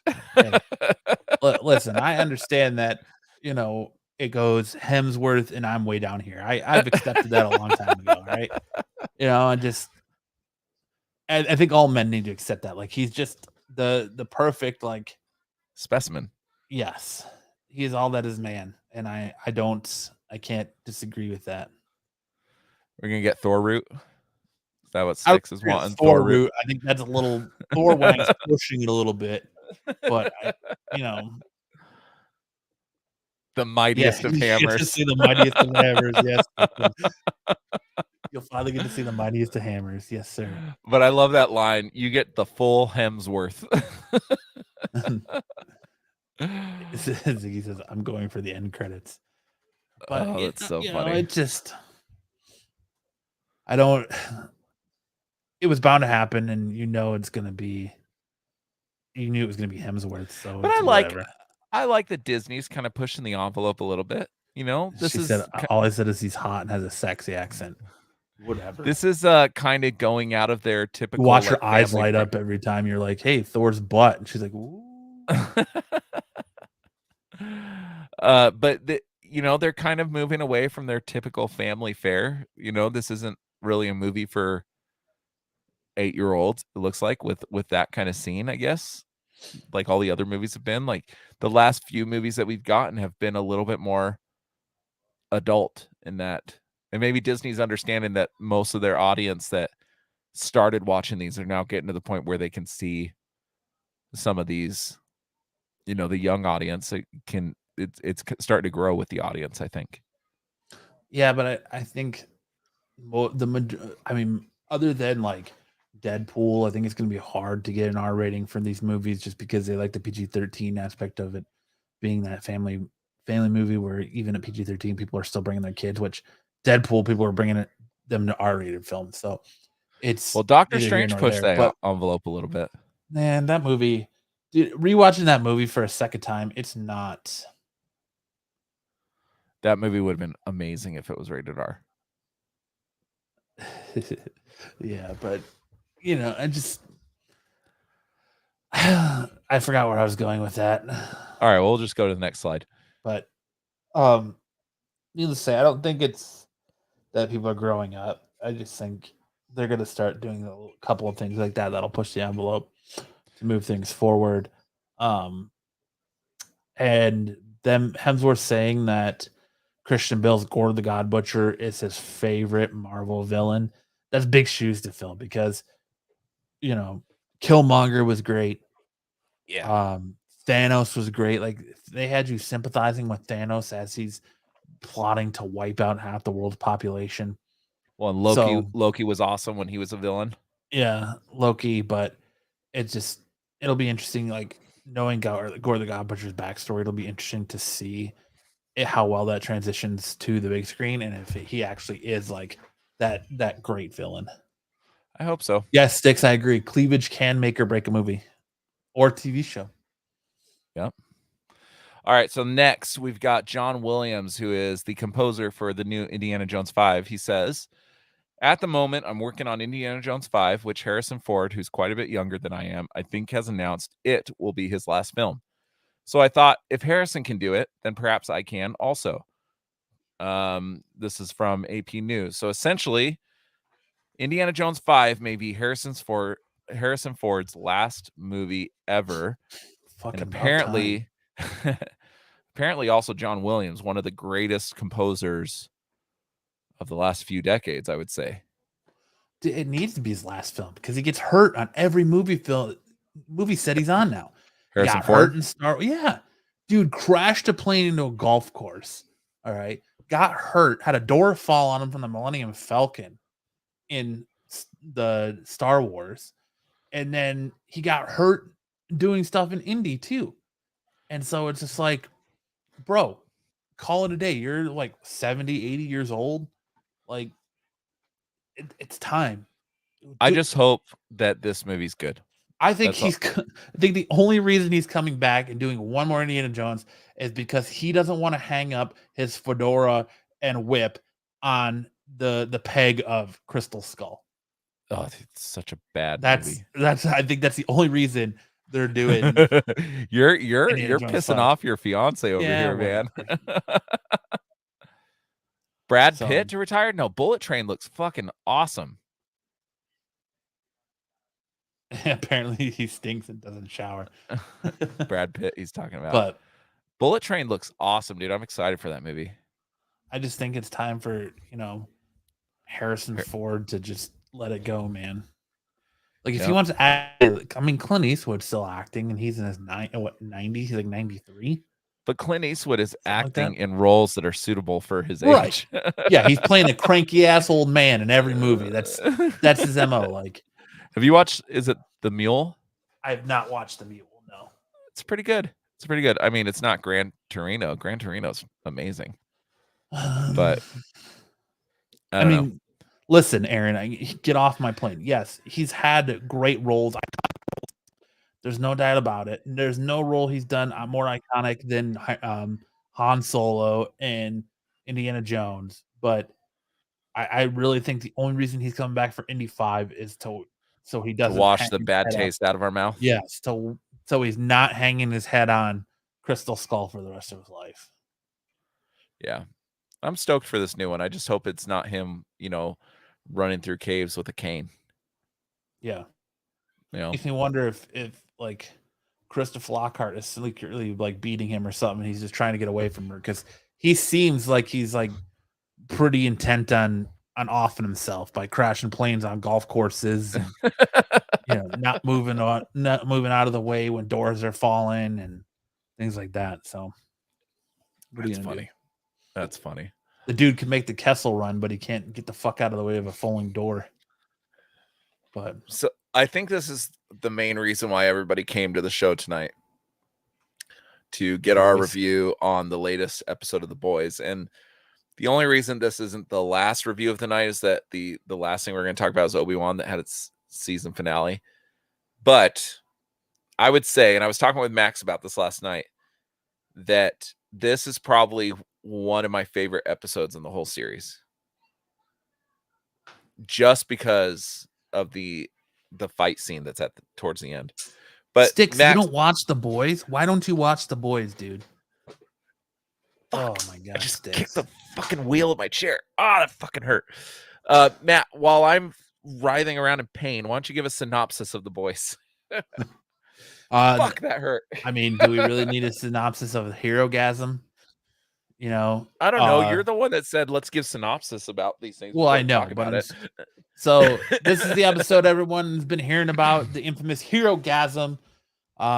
We see that Butcher and Huey have teamed up with Soldier Boy, as they think that Soldier Boy is the weapon that they can use to take out Homelander and kill Homelander. So they've kind of teamed up with Soldier Boy, and he's helping him find the twins as he's looking through and searching for all the members of his old group that set him up and handed him over to the Russians. And he's extracting his revenge one by Which one. is why I included that picture of Payback. That's his old group there. Payback, yeah. So he was going after the twins who are hosting Herogasm. And Herogasm is like something that I guess Soldier Boy started back in the 1920s, and it's this huge superhero orgy where everybody that's anybody goes there and to do what you do at orgies to get some wang. And we see some pretty interesting stuff, to say the least, when Huey and Butcher show up at yes, the orgasm. So I mean, love MM and Starlight, sausage. yeah, MM and Starlight show up first, and they're greeted by a giant wang that they call Love Sausage floating around. And then they go into the party, and right then we see the dude from the very first episode that shrunk himself into the penis comes out and runs into MM and gets like dude juice all over his jacket, and he's trying to find a bathroom, and he opens the door to the room and he just gets splattered with jism. He just gets a cum shower, essentially. That's so funny. Anything bad that can happen to MM happens. Yeah, he gets just obliterated by a cum shower, and you just see people fucking all over the place. And at one point, honestly, I'm surprised didn't garner, TV Super MA or something, like whatever. It didn't get. I mean, it wasn't too. They threw in crazy moments. Like, you didn't see a lot of like. You saw a lot of graphic nudity, but like you didn't see like a lot of crazy sex going on at the Herogasm, except I saw more dicks dicks in this episode than I think I've seen in any other. Like, but like the deep. You finally get to see the deep fucking octopus. That's more disturbing to me than the penis scene from episode 1 of this season. But the big thing is you've got A-Train wanting to get revenge for his brother paralyzed, and Huey shows up, and boy, teleports does he get in. It. Yeah, Huey shows up, teleports in, runs into A-Train, and basically now that Huey has powers, he thinks he's some kind of badass. So he confronts A-Train and demands an apology for the death of his girlfriend from the very first episode of the series, and he gets it, and he gets a sincere one at that. So yeah, borderline tears in A-Train's eyes. It looked like he was about to cry. Aaron says, "Oh my god, no wonder it's your favorite show, Lance. Giant penises showering people in jism. You were in heaven." I was. It's a cum shower. But essentially they're Starlight and MM are trying to get everybody out of the party because she finds out Soldier Boy's there, and they're trying to get him to stop going from nuclear, and he promises that he's only going to kill the twins, and that doesn't happen. And then Homelander shows up, and we finally get the face off between Homelander, Soldier Boy, Butcher, and Huey. And even all the combined forces of Butcher on Temp V, Huey on Temp V, and Soldier Boy were not enough to take out Homelander. All I can say, so Soldier Boy, where we thought he was like a Captain America alternate, essentially, seems like he's a Captain America / Winter Soldier variant, right?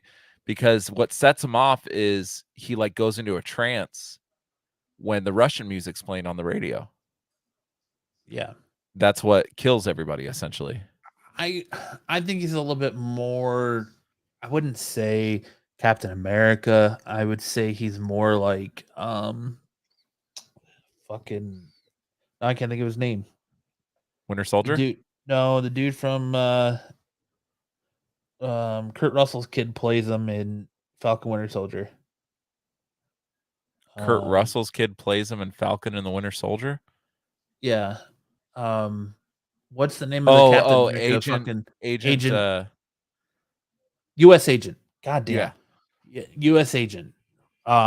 He's more of that U.S. agent, I feel like, because he's more like where Captain America is more about like protecting liberty and the American way and all that. U.S. agent is more of like get things done by any means necessary, and it feels kind of like Soldier Boy's the same way. You're created to be a soldier for your government, so you're gonna achieve your mission by any means necessary. Yeah. I don't know. All in all, is that fight scene at the end with Soldier Boy and Homelander and Butcher, who's the other one, and Huey. Dude, I was sitting straight up, dude, clapping that was so fucking awesome, that scene. To watch Homelander finally get, obviously he got away, but to finally have some semblance of getting his ass handed to him.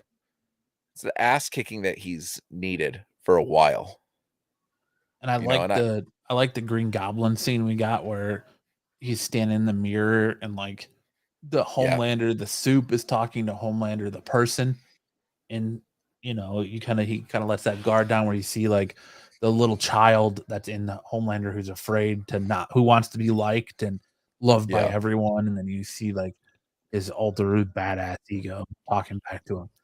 And I thought that was an interesting shot after like they basically were taking him out and had him pinned down and he had to use every bit of his strength to get away.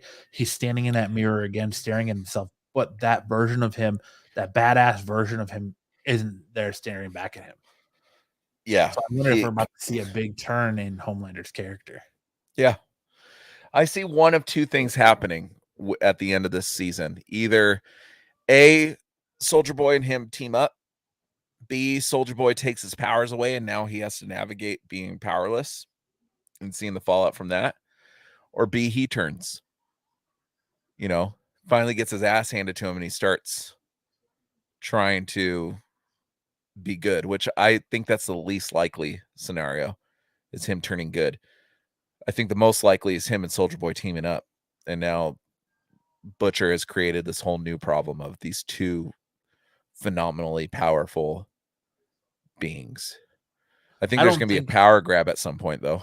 Yeah, but I don't see Homelander and Soldier Boy teaming up because Homelander is very jealous. Homelander wants all the glory. He wants to be the number one. And Soldier Boy was the number one a long time ago. So now if you come back, it's like, I think that's why Starlight at the end of the episode does what she does, where she comes out and basically outs everything on social media and quits the Seven because she's kind of calling Homelander's bluff and turning it to where she's letting everybody know that the world's hero, who they all thought he died a hero, the world's hero and Soldier Boy is back.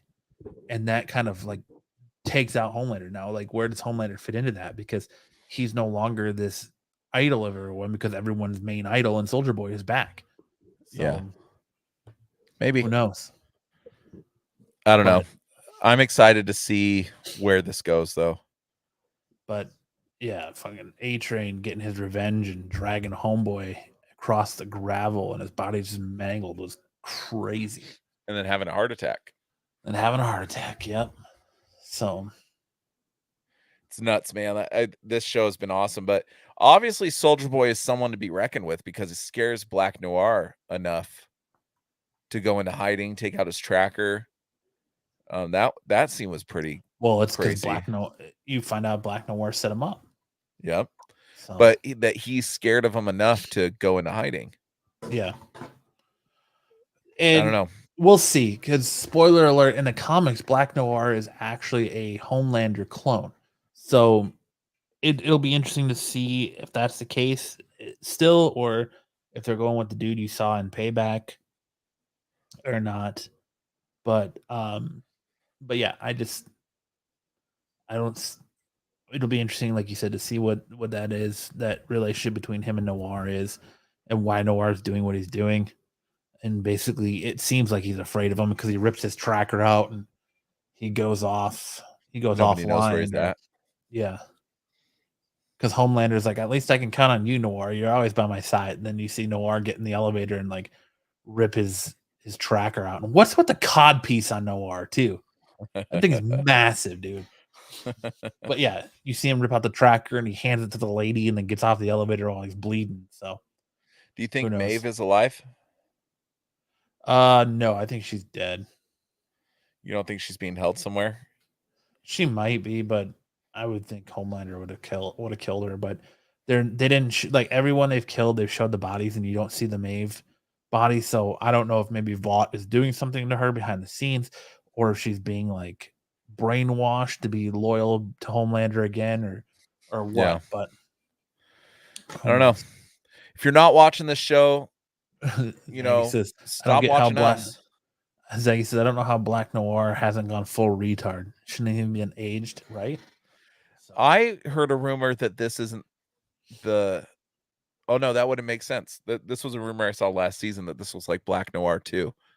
It might be. I mean, it could be that they gave the moniker of Black Noir to the Homelander clone. So then why would he be so afraid of Soldier Boy?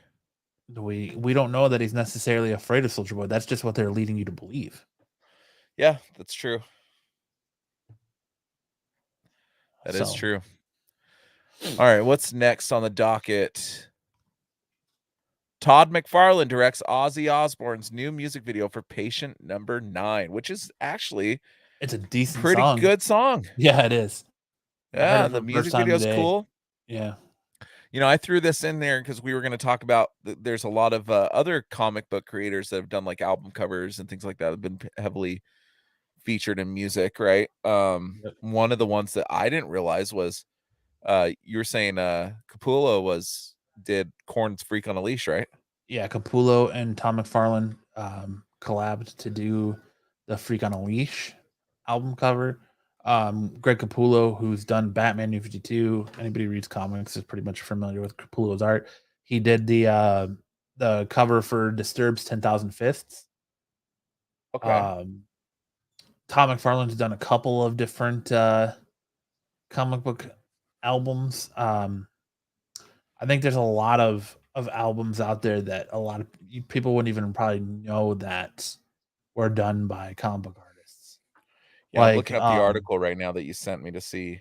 Like Kiss's Kiss Destroyer, that was done by a comic book artist, the same guy who does a lot of the Dark Horse Star Wars stuff, like the Boba Fett and the Empire covers and things like that. Ken Kelly, he did that cover.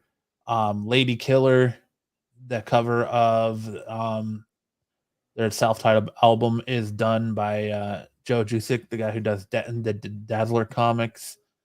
Meatloaf's Bat Out of Hell was done by Richard Corbin, who did a lot of Marvel comics, like the Streamline stories, like the Banner stories and things like that. Bat Out of Hell, man. If you haven't listened to the album, like, yeah, it's old school rock, but that's a damn good album. Like Magneto and Titanium Man by Wings. That's done by artists. Like there's a lot. Like Joel Jusko that did Dazzler did this album from Lady Killer. Yeah, I just said that. Oh, you did say that? Sorry, I was reading. Red Sonja for Dynamite did the Dawn Sacrifice album cover. Yeah. Danzig's album was done by Simon Baisley, who did a lot of Lobo stuff. Who else? There's so many. Master of the Moon by Dio was done by Mark Sasso, who did a lot of all the X-Men card art. there's just a lot like very best of D or very beast of Dio is done by Bill Shizwick, who did a lot of covers for The Dark Knight Returns. Then it can, like I said, followed leader is Todd McFarlane and Greg Capullo. Another Meatloaf's Dead Ringer is done by the artist who does a lot of the House of Secrets horror books. Five Finger Death Punch was Greg Capullo. Yep. Five Finger Death Punch. The Wrong Side of Heaven was also a Greg Capullo cover. But yeah, there's Ozzy Osbourne's The Ultimate Sin was done by a guy. It was done by the artist of a lot of Savage, the Savage Sword of Conan stuff. Yeah. So there's a lot of comic book artists out there that have done album covers, and it's kind of crazy. Like, I think that's something I would like to cover more that I don't think a lot of people are covering. That I'd like to cover more on the show, since I know you're big into music and Jay's big into music, is like the correlation between musicians and comic book fans. Because like Eminem's a massive comic book fan. Mm-hmm. So is Method Man. So is a lot of the guys from Wu-Tang Clan. RZA. Apparently Paul McCartney's band Wings has a song about Magneto and what's the other ones? Titanium Man. About them robbing a bank. I had no idea. I've never heard this song. Weezer has an entire song that's about the X-Men and like superheroes and stuff, and like the 90s. Rivers Cuomo is a huge comic book fan. So there's just a massive correlation between, like, you got Gerard Way from My Chemical Romance writing. He created Umbrella Academy. You've got so many comic book artists. Coheed and Cambria. They're huge comic guys. I think Claudio Sanchez, who's the lead singer of Coheed and Cambria, has done a few graphic novels based on their his albums. Music. Yeah, because all their albums tell a story. Their albums they're all operatic. And he's writing comics about the story and the albums and things. And so I think that's something I would like to do a podcast on. I don't know if I necessarily want to do a segment or maybe it continue like its own standalone thing, but the correlation of music and comics and just kind of like how those two go hand in hand so much. Well, I am thinking about I'm not thinking about it. I'm going to do a show based on music. That's probably perfect for maybe you and I do one of those episodes talking about this kind of stuff, because that's kind of what I want to go into, is all these not secret, but not as well-known stories when it comes to some of these things. It's what I want to talk about. I'm a huge musician. That's probably my first love is music, and I've been playing in bands since I was 13 years old. I've been to over 500 to 600 concerts, it feels like. It's my first love. So I think that would be an excellent topic to talk about. And McFarlane, I believe McFarlane also directed the video for Freak on a Leash. Did he? Mm-hmm. Interesting. Freak on a Leash is one of the best comic book best album covers ever. Such a good album cover. To the point when I first saw it, I said, wow, this is so unique. Yeah. And that style of album, because that came out in 1998 or something like that, right? Mm-hmm. Oh, 1998. Jeez, I guessed, and I found it right here. 1998. Jeez, I'm pretty good. That kind of set the tone for a lot of those kind of new metal type covers for the next decade. Yeah. Not Linkin Park, Limp Bizkit and all those new metal bands that was kind of he directed Freak on a Leash. Follow the Leader kind of set the precedence for the next decade of those kind of album covers.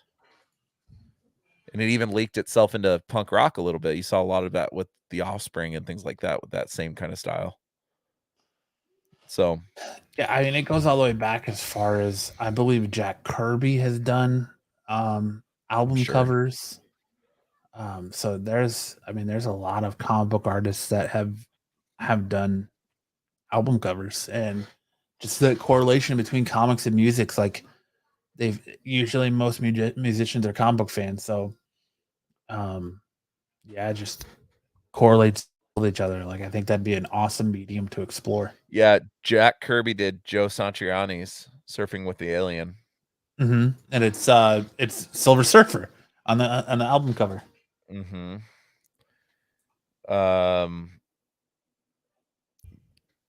Yeah, there's a few here that have done it. The Gorillas, Demon Days was done by Jamie Hewlett. Sonic Youth, I think that's a Goose album is another one. The Ramones, Road to Cannibal Run, Corpse, Disturbed, David Groundhogs, Finch did Disturbed's Wolf Indestructible. Mother. There's a lot of them. Say Anything's in Defense of the Genre is a great album. Jeff Smith did that. I don't know what. Do you know who Jeff Smith is? Mm-hmm. What has he done? Put me on the spot with that one. Sorry, I know the name, but I can't remember like what he's done. Alex Ross did Anthrax. Yep, I knew that. That's cool. Todd McFarlane did Lizzie Jack Borden's Davis. Deal with the Devil. Jack Davis from Mad Magazine. He did Johnny Cash's Everybody Loves a Nut. Grant Morrison did Robbie Williams. Mm-hmm. Charles Burns, Iggy Pop. Dave McKean, Counting Crows. Greg Capullo did Follow Leader. Yep. We already talked about that one. Yeah, lots of stuff here, man. It's crazy. And hip hop has always been that genre that's been closely aligned with comic books, it seems like. But yeah, because they've done a lot of like hip hop homage covers and yeah, but it's got its fingerprints in rock music too, which is pretty cool. All right, so now that we've talked about that, but definitely go check out that new Ozzy song because it's a banger. Yeah, Patient number 9. It's pretty good, and the video is pretty good too. Oh, The Boys is still up. Damn it. Here we go. Obi-Wan Kenobi had its season finale, apparently season finale, because I think a season 2 is about to be announced. I don't know if it's confirmed yet or not, but most likely getting a season 2. Essentially everything that we thought was going to happen happened. Like, I don't know how to go deeper into that. There was a big fight scene between Obi-Wan and Darth Vader. Obi-Wan essentially won that fight scene, or that fight, which we knew was going to happen because A New Hope shows us that they both survive. So Darth Vader wasn't going to let Obi-Wan survive, so Obi-Wan had to win that one, right? Yeah. And Leia gets back to her family. Luke, is a whiny bitch. Owen has his moment to defend his family. Everything we thought was going to happen. The only thing that didn't happen that I was expecting to happen was I thought Leia's memory was going to get wiped, and it didn't. No, so what they did in this episode is they did a lot of continuity correction through dialogue. Yep. So now my biggest continuity error through the whole thing, my complaint was the way A New Hope starts, and when she leaves that message for Obi-Wan, and she says, Obi-Wan, you fought for my father during the Clone Wars, yada yada yada. She's acting like she doesn't know him. She's acting like she doesn't know him, because in the final scene where they're meeting face to face in this episode, he says that they can't find out about their connection, that nobody can find out about their connection. So now essentially they have turned her opening sequence and most memorable sequence of help me, Obi-Wan Kenobi, you're my only hope, into a massive lie. When they should have just wiped her memory. I don't understand. Yeah. Just said, hey, for your own safety, she can't know about any of this. She has to remain in the dark about my involvement in this. let's wipe her memory of the last, 2 weeks or whatever it's been. Would have been way easier and way easier I to don't even think it was understand. 2 weeks, dude. It was like days. Was It it? wasn't that long. Yeah. So I was a little annoyed by that because now it seems like, you could poke holes in that. I think, like, so now you're relying on the audience to believe that Leia was lying in A New Hope. Yeah, well, she was. Yeah, because of this episode, but that's not the way it was intended. A New Hope wasn't intended that way.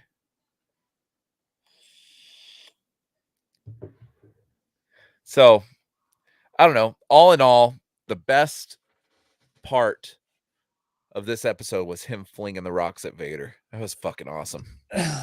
That whole fight, dude, like, it was awesome to watch in a sense, but like, I don't know when Vader got powers to destroy, like, make earthquakes, and like, now I was laughing because Vader is this tank. He's this big badass. He's the most feared in the galaxy, but all you have to do is smash up his respirator on the fucking dead center of his chest, and the dude's donezo. So I don't know why Obi in A New Hope goes, "Yo, all right, Luke, when you're gonna face off, or even Empire for that matter, when you're gonna face off of it, I know you're gonna fight Vader. Cool. Aim for the giant box on his fucking chest, and you're Yep. gold, bro. Just force push something into it, hit it with your lightsaber, whatever, elbow smash it, whatever you got to do. Aim for that box, Dunzo. You save the galaxy. We go get some bitches. Like, that's what should have happened, but that's not what happened. And like, I understand the final fight between Obi and Vader had to happen because the line of "I haven't felt this power since" in A New Hope. They needed to fix that continuity error, which they did. They've become very good about fixing continuity errors, pissing their fan base off to where they scream and bitch and piss and moan, and then they fix it with dialogue, which is piss poor writing because really there was no reason for this show. There's no reason. Nothing happened in this show. Like, what was this show? What did we benefit as far as Star Wars goes from this show? Nothing. Exactly. Just more Ian McGregor. It's essentially Dude, it. Gotta get close. Stick says gotta get close enough to get into it though. Dude, every time you're in a battle, like where you're locked sabers and you're right up against each other and you're basically like fucking giving each other Eskimo kisses, at any point in time, he could hit that box. Just punch it. Whatever you gotta do. Right. Whatever you gotta do. Yep. I mean, it's just a flaw of Star Wars. Just like a fucking, like, 3 centimeter fucking exhaust port can destroy a giant Death Star. Yep. Obi was fun for what it was, man. The show was fun for what it was. They gave you some unnecessary stuff that you didn't need to see. It was just a money grab. Like, they even said it at the beginning when they pushed this series that Kathleen Kennedy said, "You're gonna get to see the biggest fight between Vader and Obi yet."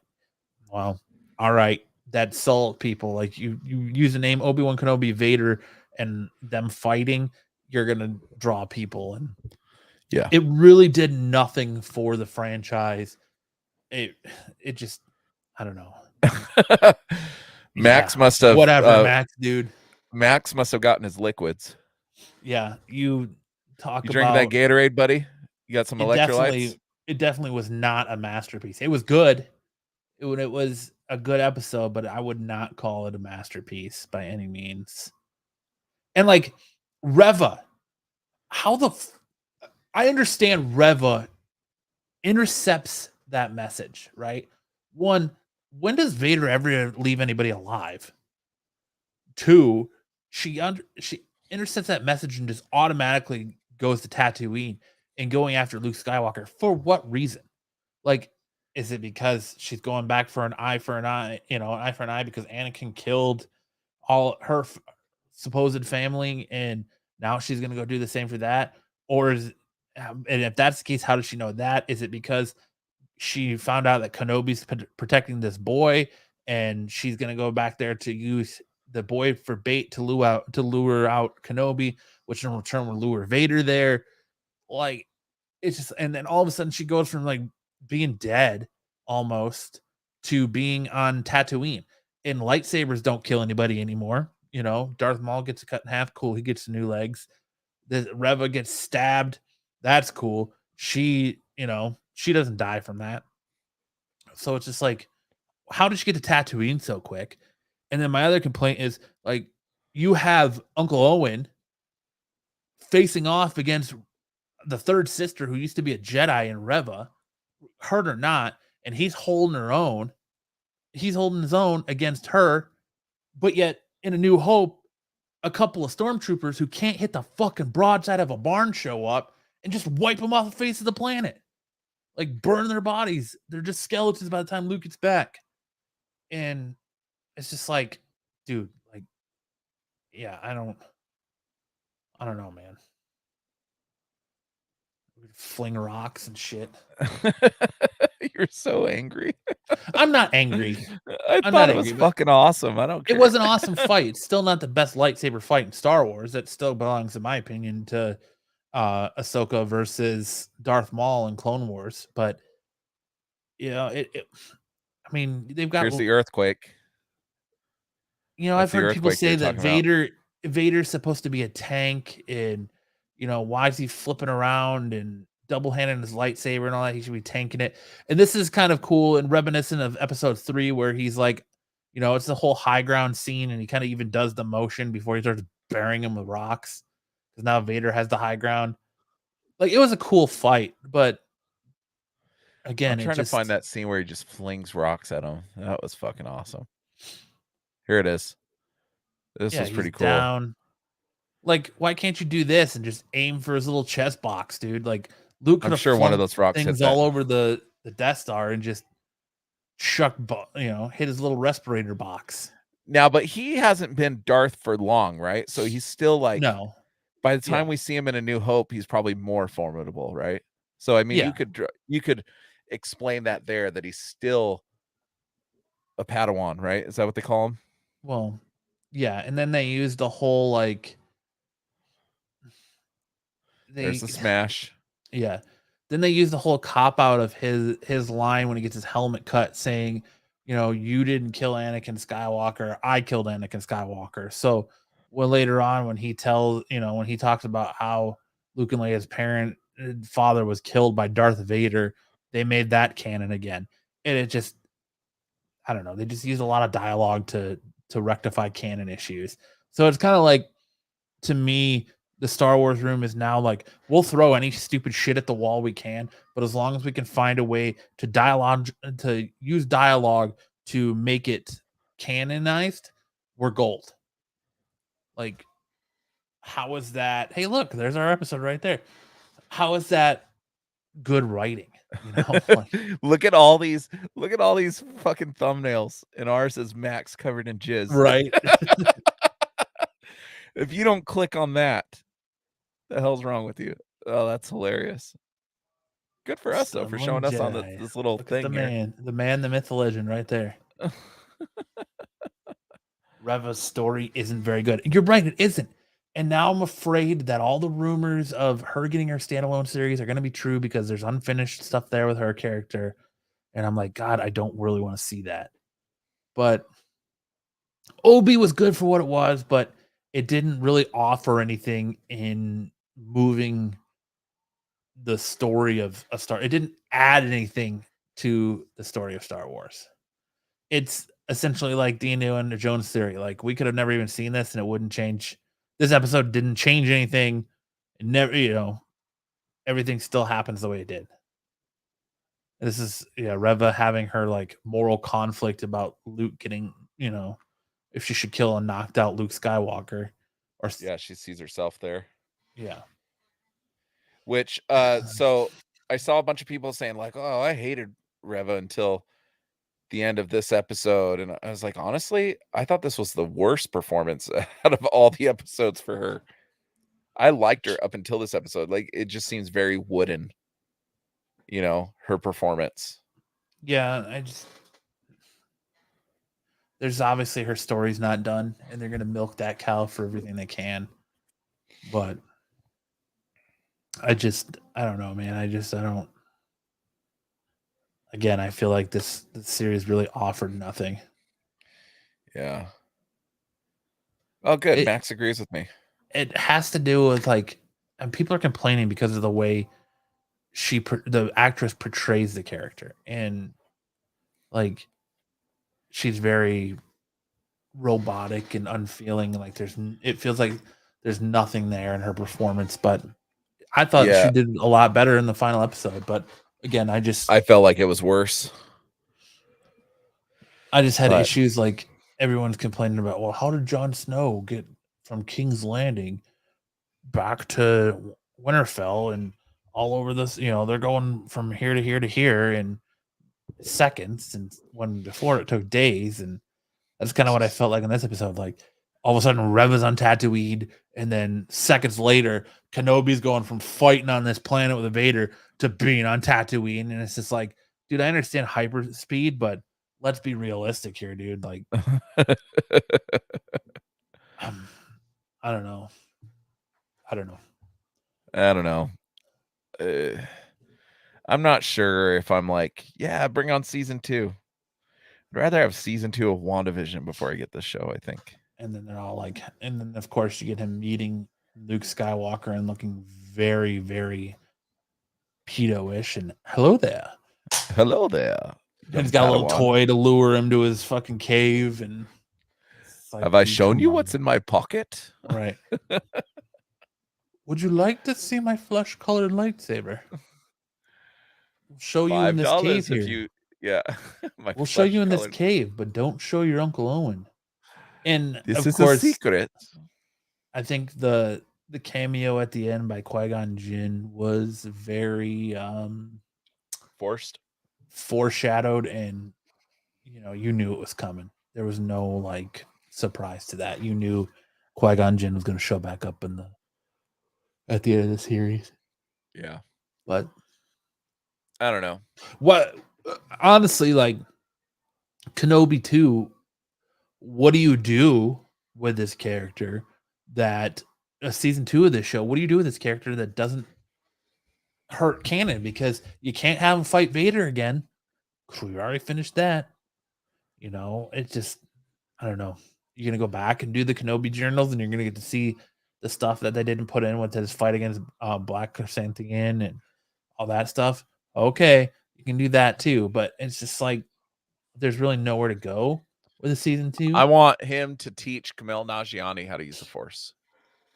Well, you can't teach it. You have to be Force sensitive. Yeah, so they should just put one tease of him like moving like a pencil. That's super forced. I liked a show that's about the Force. I liked the fact that like I thought they played that beautifully. Like they led you up to believe that he was going to be a Jedi, and he was this new unnamed Jedi and all that, and he turns out to be a fake. Like I thought that was played beautifully. Kumail Nanjiani is just a treasure, dude. I love him. But yeah, all Max, in all, the series you could put Star Wars on like a bag of flaming crap, and Max is like, I love it. Yeah, I know. Star Wars is. Max is funny though because he says he loves DC, but I still can't get him to watch Superman and Lois. Stick Boy says there was a trailer spot that teased bounty hunters, but we never got to see any. Yeah, and they do that to keep you off the trail. They use footage that's not going to be in the show to make the trailer. Yeah, they do that often. He said, I am sad that they killed the hot Game of Thrones lady. Yeah. Who's the hot Game of Thrones lady? Oh, the one, what's her name? Yeah, the one that died in like episode 5. Yeah, that blows herself up. She was in Game of Thrones? I believe so. I don't know. Hey, real quick, before we call it a night, because I don't feel like there's much else we could say about this. No, I think I've pretty much just fucking stick a fork in Kenobi. It's done, man. The dishes are done, man.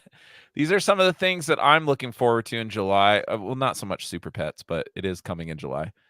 I think you know how hard it is to find. Like, I just wanted to go to a website and say what's coming in July, but there's so many different streaming services and everything now that it's kind of hard to pin it down.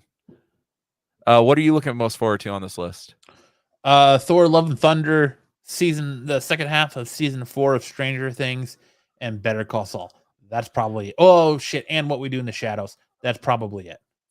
I think I'm kind of stoked for Resident Evil. I like how you picked the movie poster for What We Do in the Shadows instead of the TV show poster. I just picked something that clearly said What We Do in the Shadows. Nothing else was that legible when it's that small. I think Nope looks so stupid. I'm actually excited for it. I haven't seen I would much say on that the might be terminal number list. 3 on my list. Super Pets, whatever. The Gray Man, whatever. Resident Evil, it's so far detached from the story of the game, which I wish they would have done, that I could really care less about. But dude, Better Call Saul, phenomenal writing. Stranger Things, phenomenal writing. What We Do in the Shadows, phenomenal writing. Thor: Love and Thunder, well, we're still gonna have to wait and see, but I'm super looking forward to it. So a few of these things we're going to be talking about on the show, right? Yeah. Probably talking about Thor, definitely. Probably talking about Stranger Things, definitely.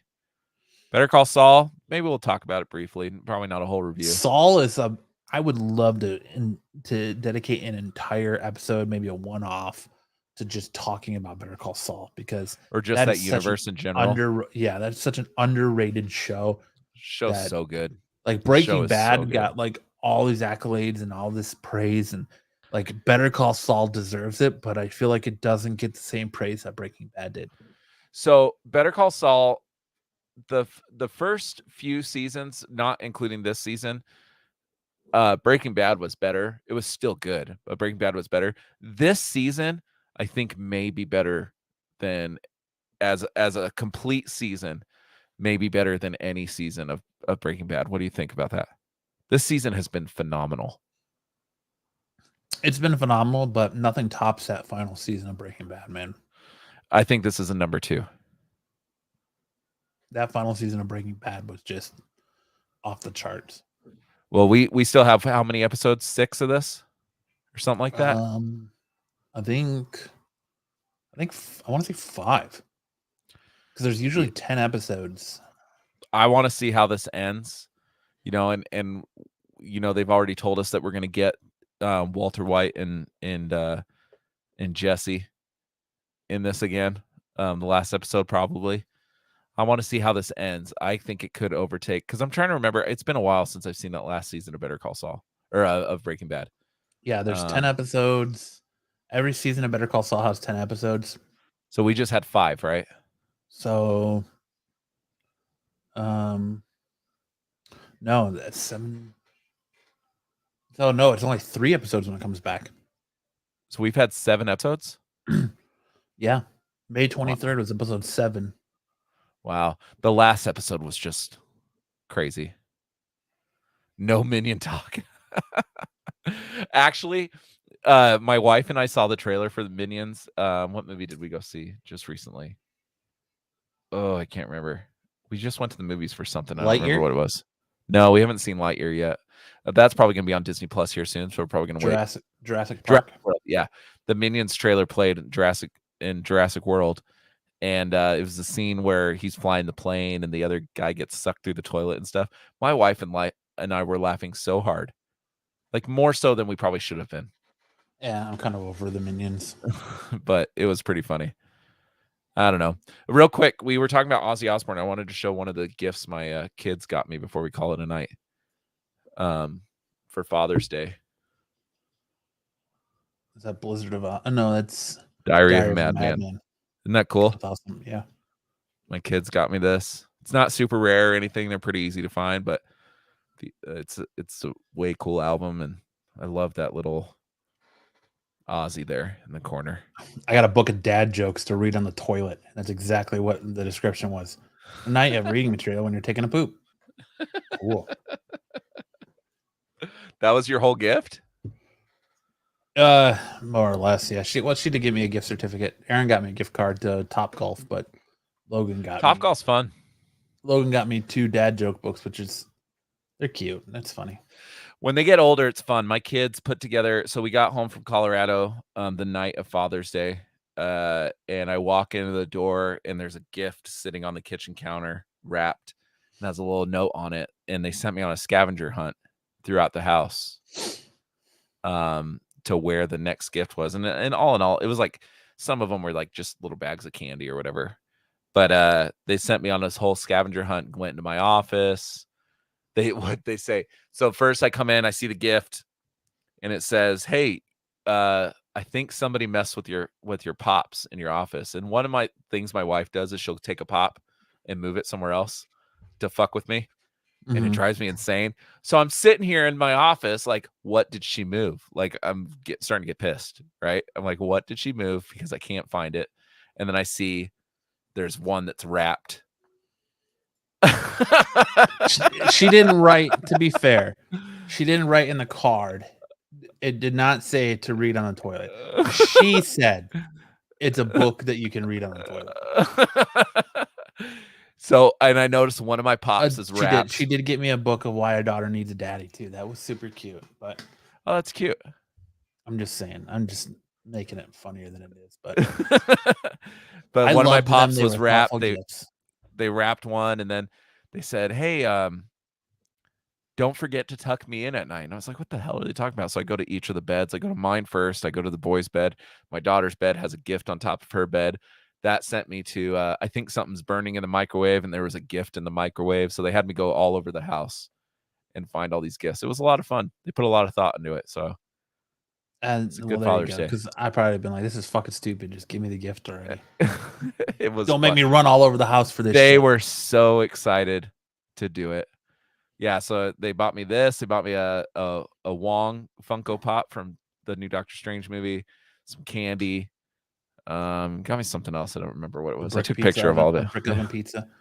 Yeah, it was tasty too. No, it was a good Father's Day. Did you have a good Father's Day? Other than toilet books? No, it was good. Yeah, she said she got me the Why a Daughter Needs a Daddy book, which is super cute. And the dad joke, I'm joking around, but the dad joke book is pretty funny because who doesn't like a good dad joke? But she did say you can have it for reading material while you're on the toilet. And I have one of those. It's all Chuck Norris jokes. It's a book of Chuck Norris jokes. It's hilarious. And she did take me to breakfast at Biscuits, which was awesome. So you better be good to her, dude. She's gonna leave you.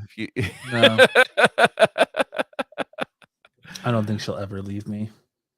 I treat her like a goddess, so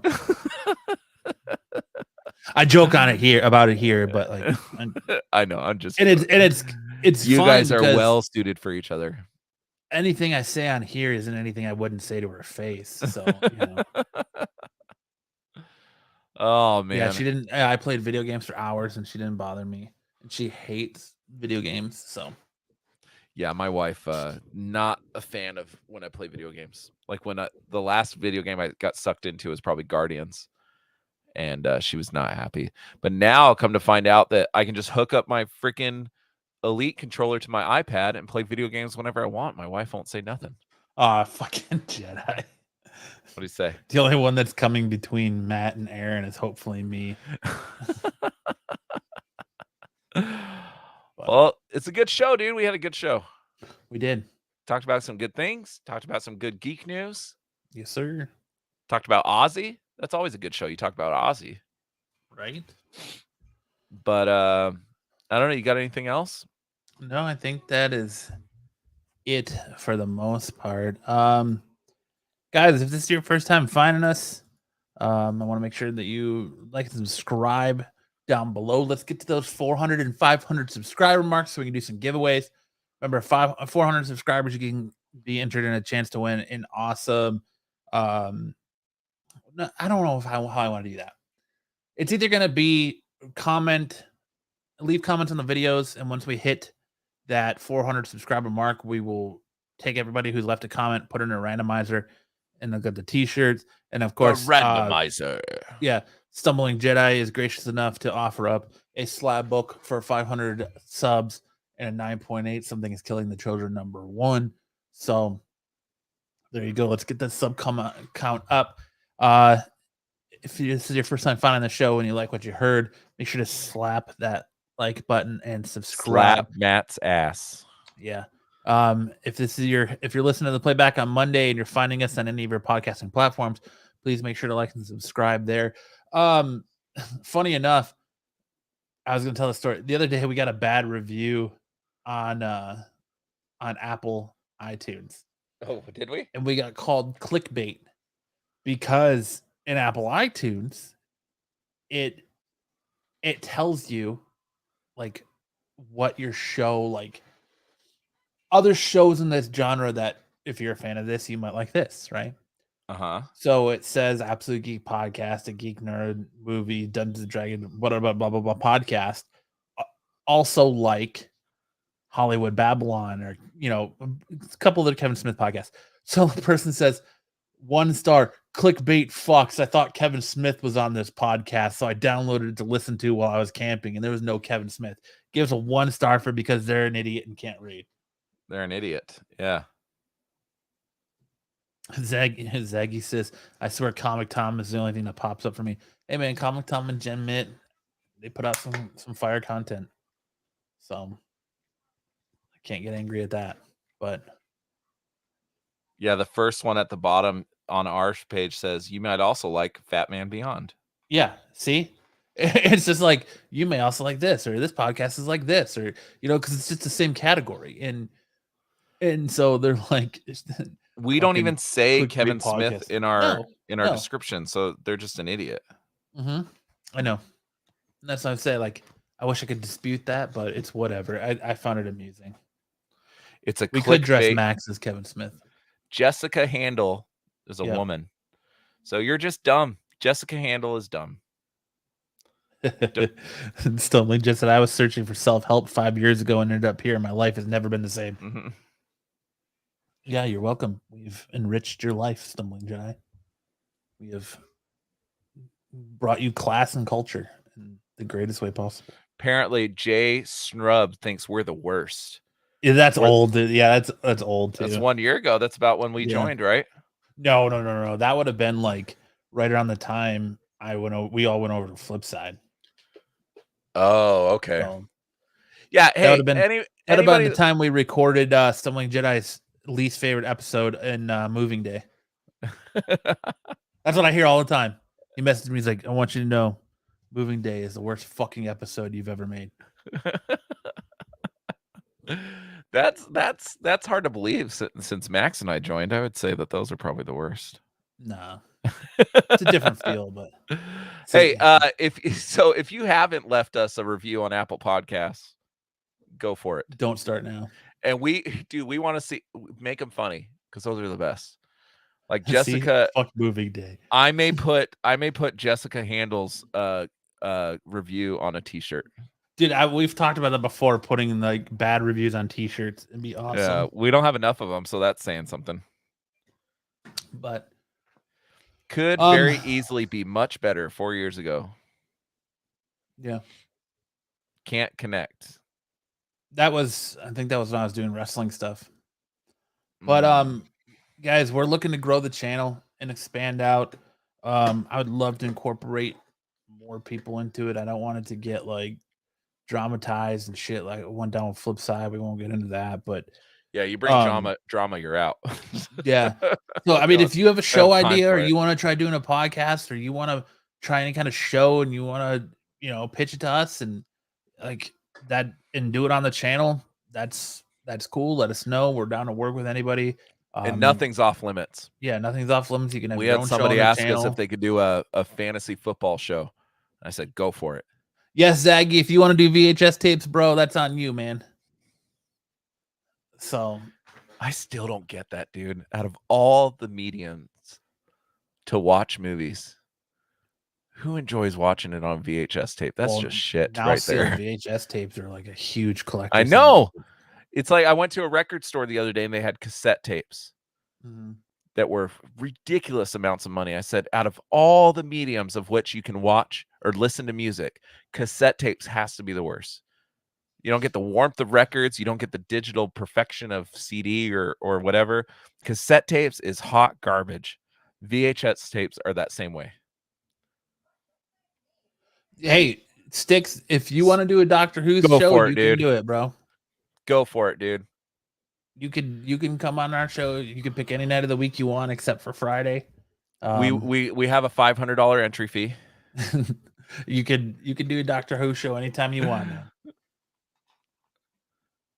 Dude, no way, man. VHS, straight film. Like the film reels. That's the best way to watch a movie. I do. You don't get the definition, but VHS. Casey Neistat is a fucking head of his time, man.